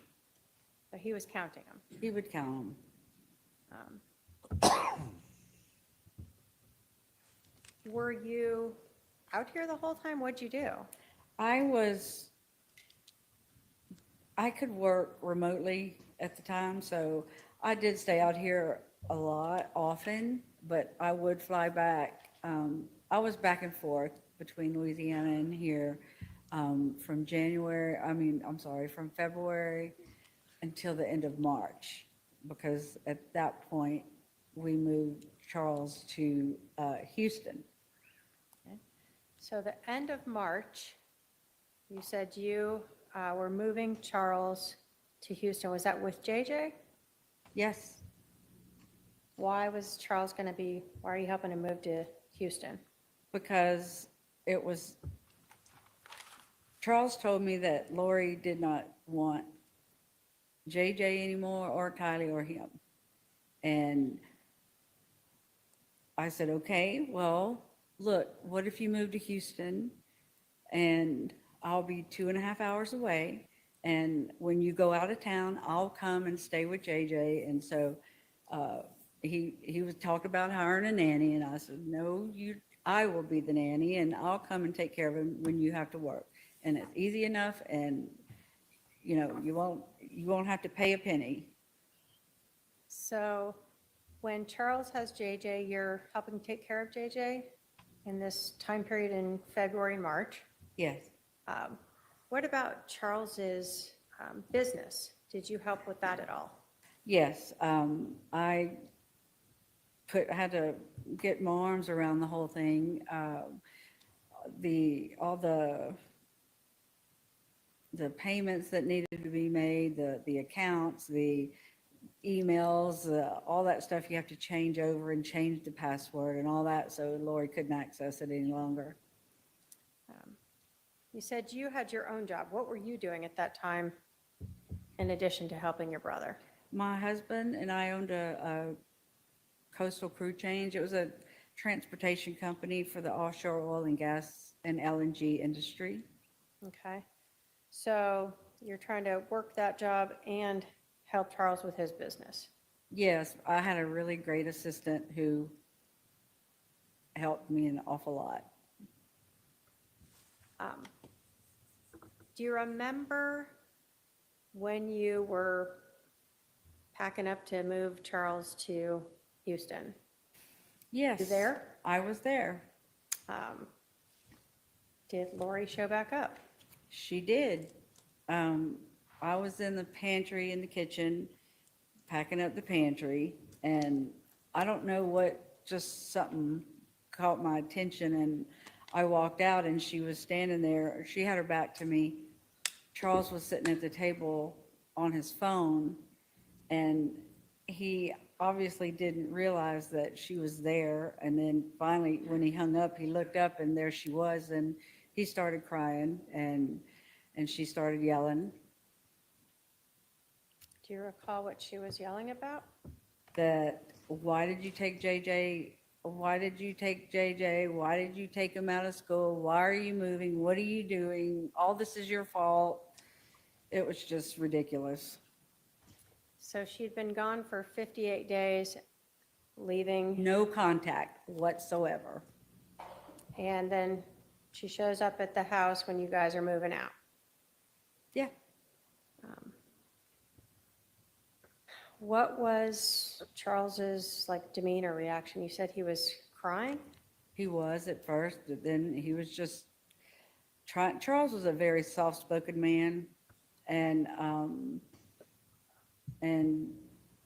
he was just trying to get a word in edgewise. And finally, Lori settled down a little bit, and they went and they talked for a while in the living room, or the I guess it's like a great room, and then they moved to the bedroom to talk. And I could still hear every now and then Lori would get a little loud, but they were talking. And then I remember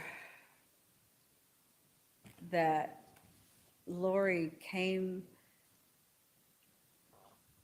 let's see, I was sitting at the dining table, and she stood next to me and she said, "I love you, KK." And I said, "Well, I love you too. I'm sorry this is happening."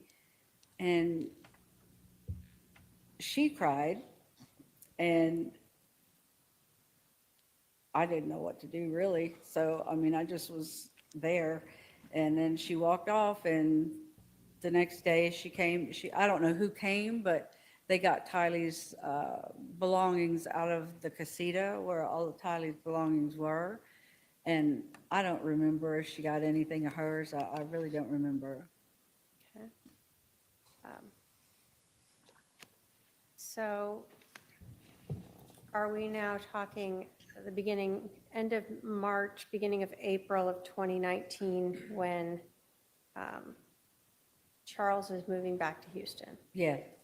Did he bring JJ with him? Yes. Well, in order for me and Charles to move in, Larry, I flew out here and brought JJ back to Louisiana with me. And then my husband, Larry, kept him for a week while I flew back here to help Charles pack and then drive back to Houston. All right, so you guys rented a big truck and drove it? He drove the U-Haul, I drove his pickup. All right. When you and Charles got to Houston, then did your husband bring JJ back? Yes, he did. Through all of this time with Charles, when he was looking for Lori while she was gone for those 58 days, did he still want Lori to be part of JJ's life? He did. He never was trying to take that away from Lori, even though Lori didn't want him anymore. I still didn't, I never really understood that, but I guess he was just hoping for the best. But yes, he absolutely wanted her to be part of his life, Lori's life. So once Charles moved to Houston, did Lori ever also move out there? I don't know if you call it moved out there, but she did. She came that day on March 28th. Charles said, "Look, we're moving to Houston. You're welcome to come. I'll fly you out Sunday." And she said, "No, I'm busy. I have a project," or something she was doing in Hawaii. She said, "It'll be about 2 weeks and I'll be in Houston." So whatever she did, she was gone for 2 more weeks. It was a total of 72 days, I believe, she was gone altogether. And then she was there. She and Tylee moved in at Charles's, and Charles said that she slept in JJ's room with him.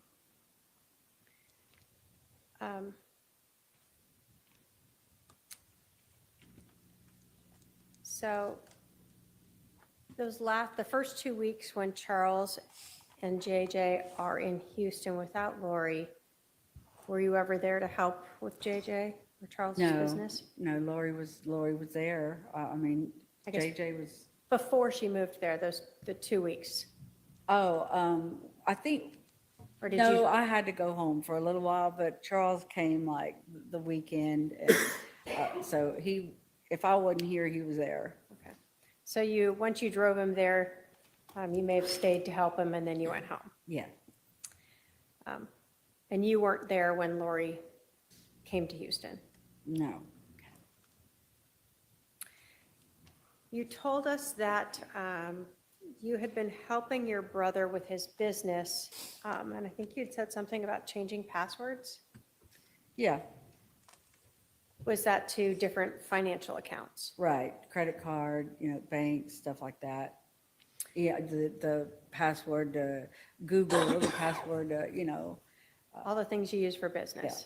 Yes, And so when you started helping him, you had changed a lot of those passwords. yes.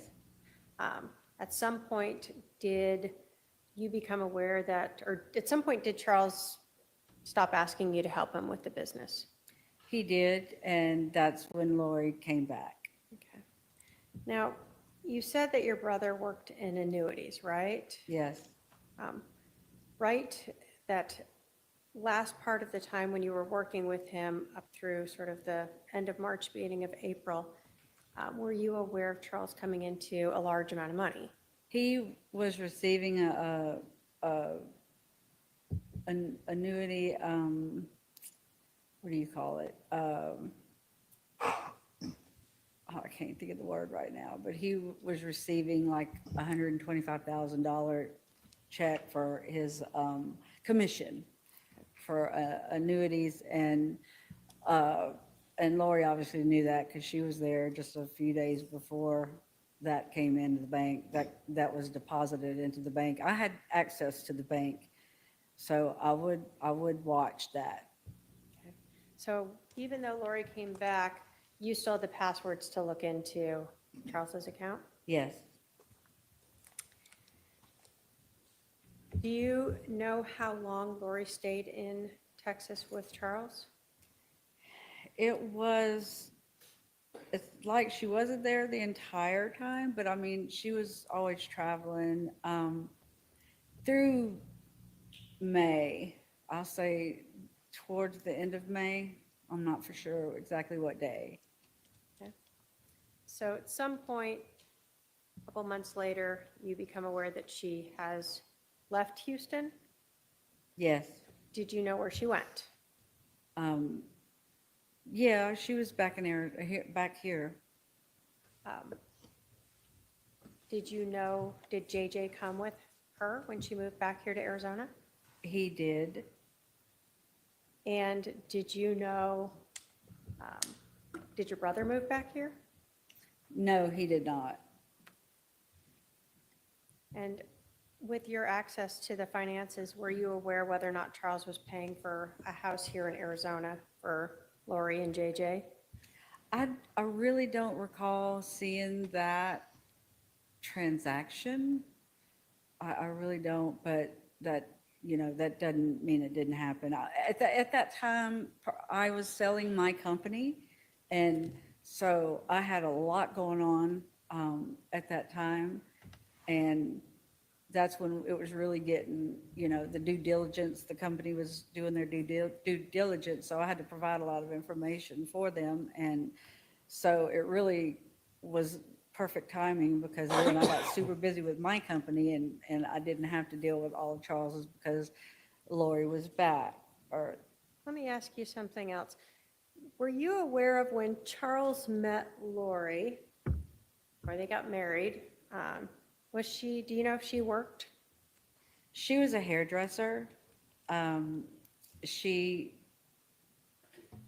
did work as a hairdresser, and I don't know exactly when she quit working, but she didn't, I don't think she worked long, if she did, after they got married. Okay, so for most of the time when you knew them to be married, um, you did not see her working outside the home. No. Did Charles, I guess, work so she could stay home with the kids? Yes, he was fine with being a one income, letting her stay home, tend to the kids, and he would be the moneymaker. Now, I know that we've talked about Charles working in the area of financial planning. Did you know if Charles had a life insurance policy? Yes. That's something that, how did you learn about that? Well, I mean, he had told my husband Larry and I years ago, he helped us acquire a $1 million life insurance policy on, for me and my husband each. And because he always had one, and Lori had one, so that was nothing new or unusual to talk about. Okay. At some point when you were helping Charles, when Lori had disappeared and Charles didn't know where she was, did you have a conversation with Charles about the beneficiary of his life insurance? Yes, it was early February when I came here to help him with JJ, and he said, "Look, I'm going to take Lori off as beneficiary, and I'm going to put you as a beneficiary." And I was like, we talked about maybe a minute and a half about it, and I was like, okay, whatever. I really don't want to be that person, but okay. And I never followed up to see if he changed. I didn't know until I got the phone call after he was killed. So the discussion you had of that change was during that time period when he couldn't find Lori, he had no idea where he was, and he was taking care of JJ? Mm-hmm. Yes. And you were helping him take care of JJ? Yes.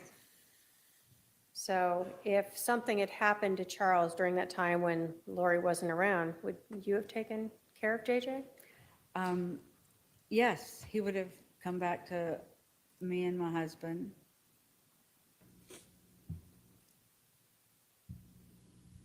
So I want to kind of go to right around that July time period. Do you recall when was the last time, I'll start with, when was the last time you saw your brother, Charles? That's a good question. Probably must have been in June. And do you recall where that was or the I think he came to circumstances? Lake Charles for the weekend. Did you see JJ then? Yeah, no. The last time I saw JJ was May 18th. When was the last time you recall speaking or texting with your brother, Charles? He texted me the night before he was shot, and just, hey, I'm going to be in Phoenix tomorrow, and how's it going? And just a little short text, and I'm boarding the plane now, and I'll be back in Phoenix in a little bit. And then he told me a few other things he had planned, but that was not much, not a big deal. Did you Nothing think major. he was going to Phoenix to just see JJ? Yes. Did you know anything about any type of intervention? No, he never talked. If he did talk to me about it, and I'm pretty sure I would have remembered that. But no, I know that he and Adam was his confidant during that time, Lori's brother. And so I know that whatever he was doing, you know, Adam was part of it. And, you know, they were just, I knew he was in good hands with Adam, because Adam, they loved Charles, him and his wife.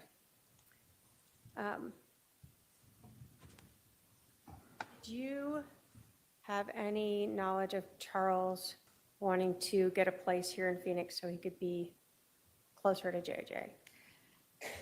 I don't remember that, but I can't remember that. I mean, I don't think, I don't know.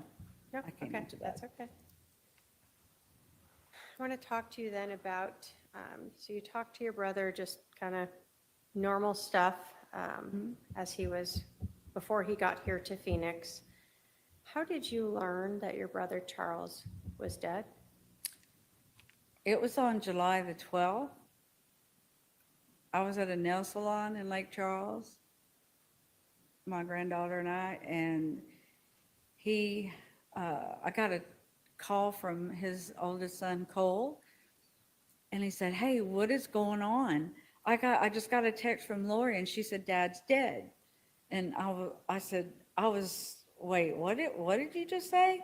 And he told me again, and I said, something's wrong with that. That can't be true. And I said, have you tried to call her? And Cole's like, yeah, she won't. I'm trying calling, she's not answering. He was freaking out, and I was like, okay, Cole, just give me a minute. Let me think about this. Let me see, and I'll call you back. I promise, as soon as I can figure this out.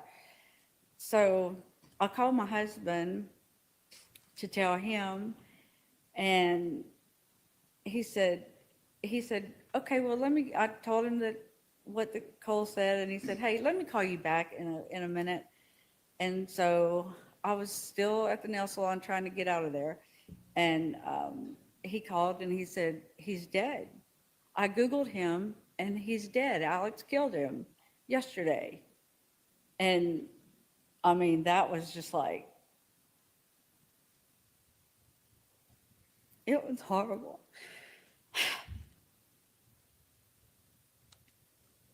I have to call my siblings and let them know.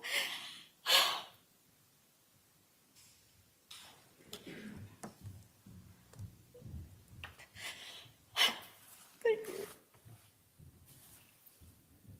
And everybody was freaked out. I didn't know what to do. But I did call Cole back and let him know that it was true, and just was telling him let's keep in touch.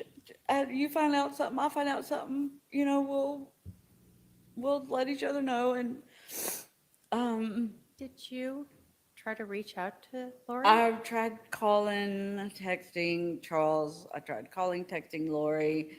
And at some point she texted me, she returned a text, something like, I'm having to deal with a lot of stuff and I'm busy. And she was too busy to even call his family to say that he was dead by her brother killing him. And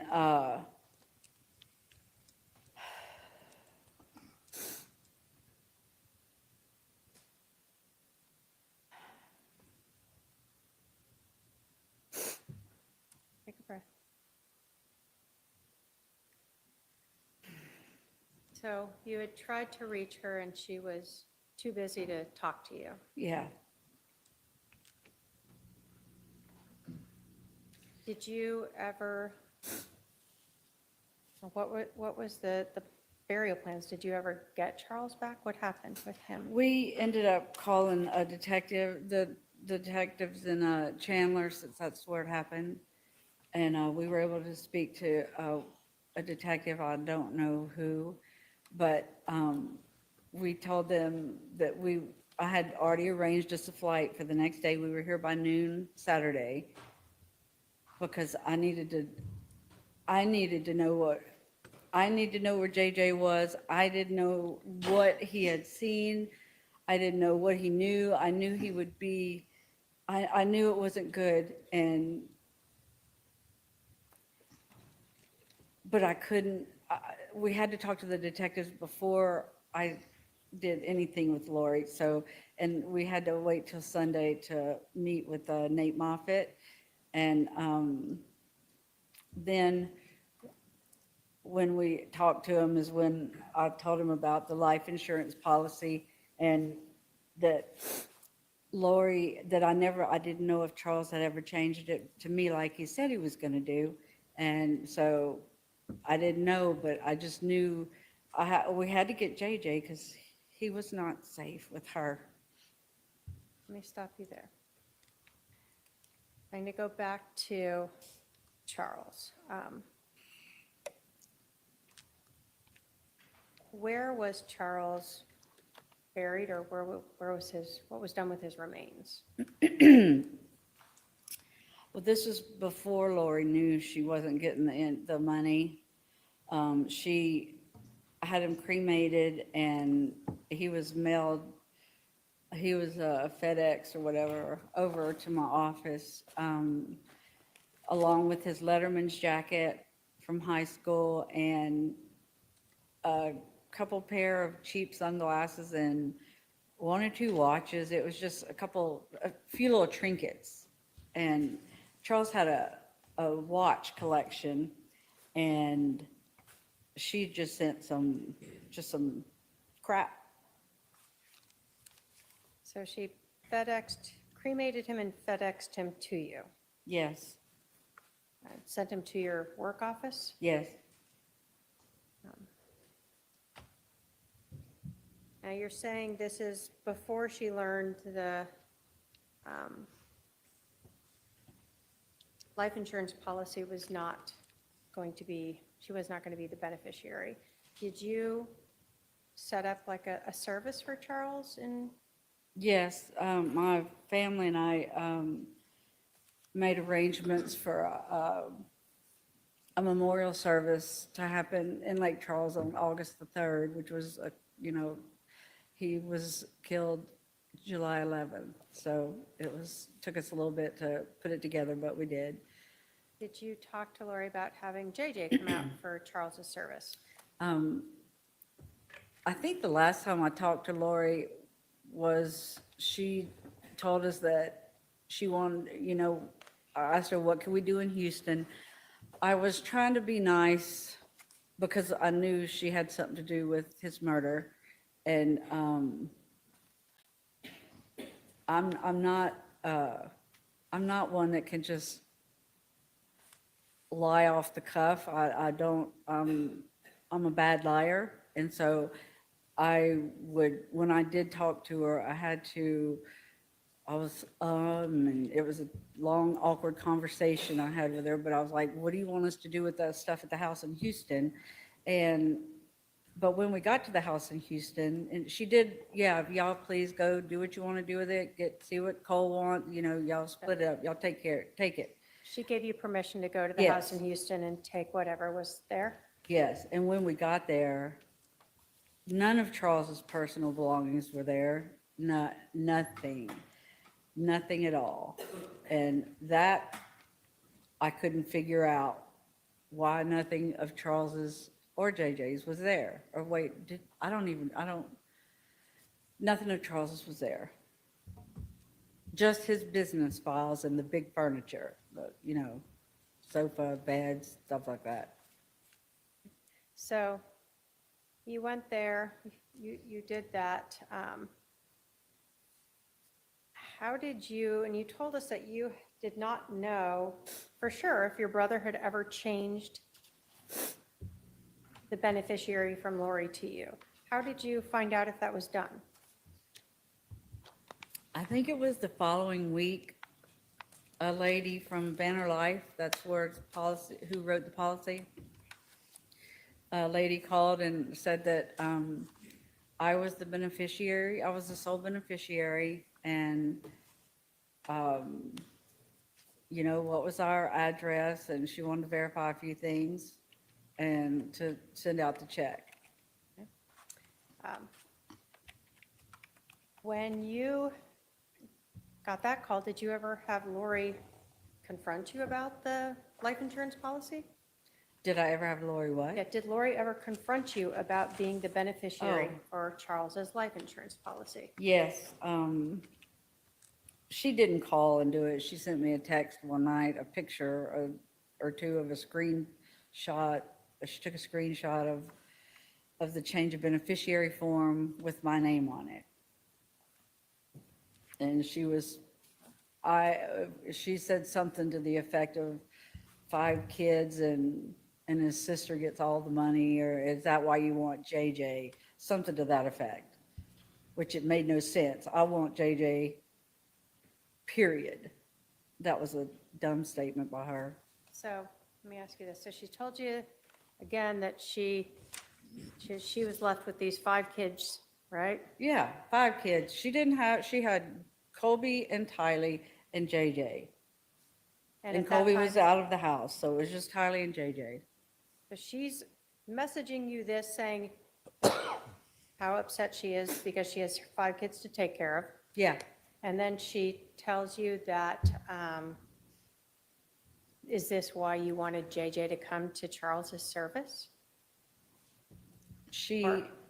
no, I had already gotten the okay from her to come get him. I was gonna fly here, pick him up, go back to Louisiana, keep him for a week and attend so he could attend the service during that time. And when she found out when she found the change of beneficiary form, she said that she was too busy. They were moving to Hawaii, and it would be too confusing for JJ to come, and he needed to be with her. So after she found out and had confronted you about that change of beneficiary where you are now getting Charles's life insurance policy, she changed her mind and refused to let JJ go to Charles's service. His Yes. dad's service.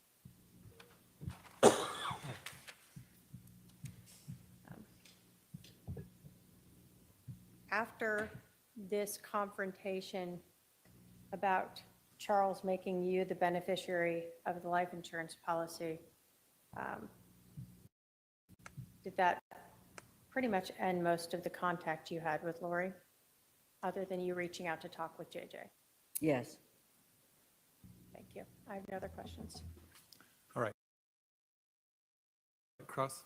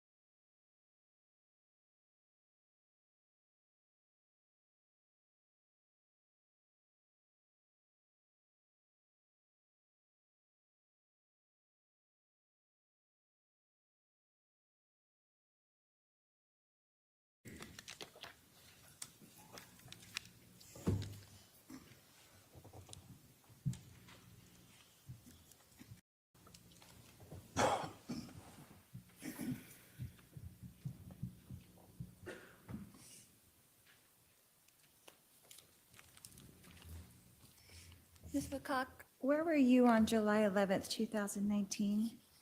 At home in Lake Charles, Louisiana.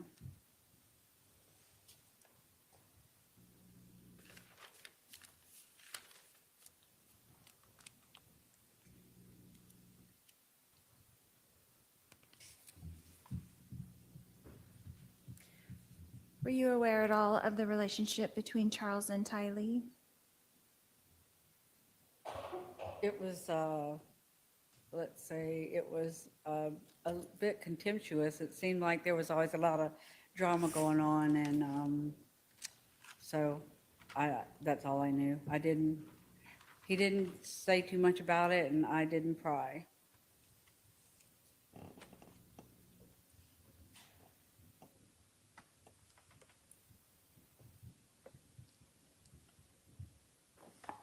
But you knew that there was some kind of contention going on with those two for I a can't hear while? you. I'm sorry. You did know that there was some kind of contention going on with those two for a while? Yes. Okay. And you weren't really aware of the events that happened that morning, were you? The morning of July his el- murder? Of July 11th? No, I wasn't, Okay. because you didn't tell me.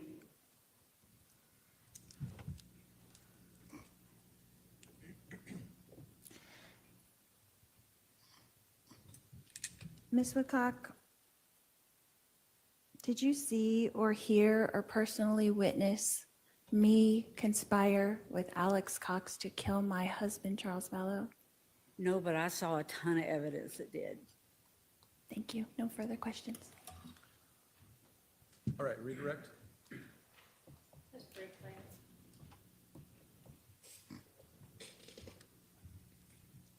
You were asked about the relationship between your brother and Tylee. How old was Tylee when Lori and Charles got married? She was 3, or right around 3. So was Charles in her life for most of her, like, memorable years? Exactly, yes, he was. And how old was she in July of 2019? She was 16. Yeah, yeah, So teenager. yes. In terms of their relationship, are you saying that Charles and Tylee never had good times? Oh, I'm not, no, I'm not saying that. I saw them have good times, and it wasn't, it wasn't that they couldn't look at each other, or, it wasn't like that. But, I mean, yeah, a teenage girl on one is hard anyway, but I do know that there was a lot of issues with her dad and Lori with her ex-husband and custody, and it was a mess. It was a mess. So Tylee had a lot going on in her life, Yes, she did. and you would see her and Charles at times have difficulty getting along. I never really saw anything that sticks out in my mind.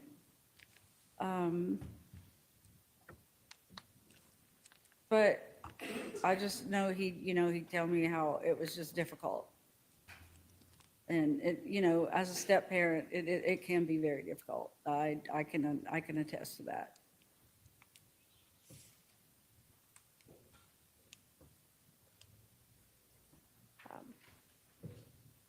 So on July 11th, when Charles Vallow was killed, did you actually have any idea that your brother was dead? None at all. How would I know? So in terms of you learning that your brother was dead, it was never from Lori Or Vallow. from her. It was, It was from Google that my husband found. thank you. I have no other questions. Are there any questions for this witness from anyone on the jury? I don't see any questions. You can step down now. Thank you.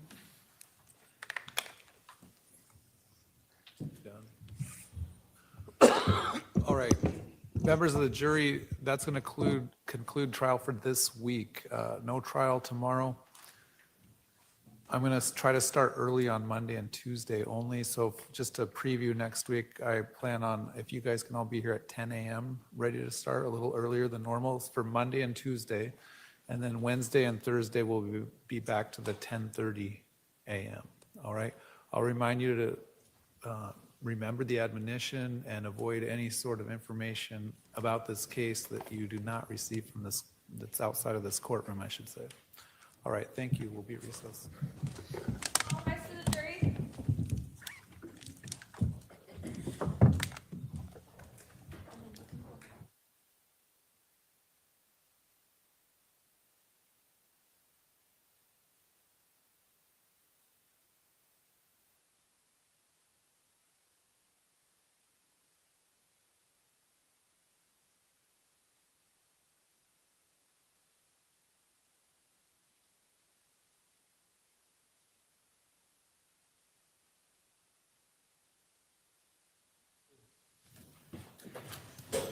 Is there anything from either the state or the defense?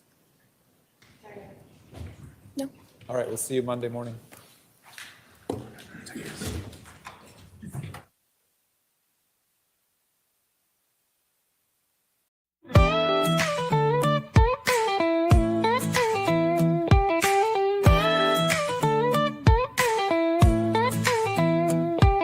Season 6, we're back again. Kristi and Katie, your crime time friends. Stories, justice, laughs collide. True Crime Squad, come join the ride. Grab the clues, let's take a stand. For victims' voices, hand in hand. True Crime Squad, it's time to shine. Season 6, your turn, your time. True Crime Squad, where justice meets hilarity.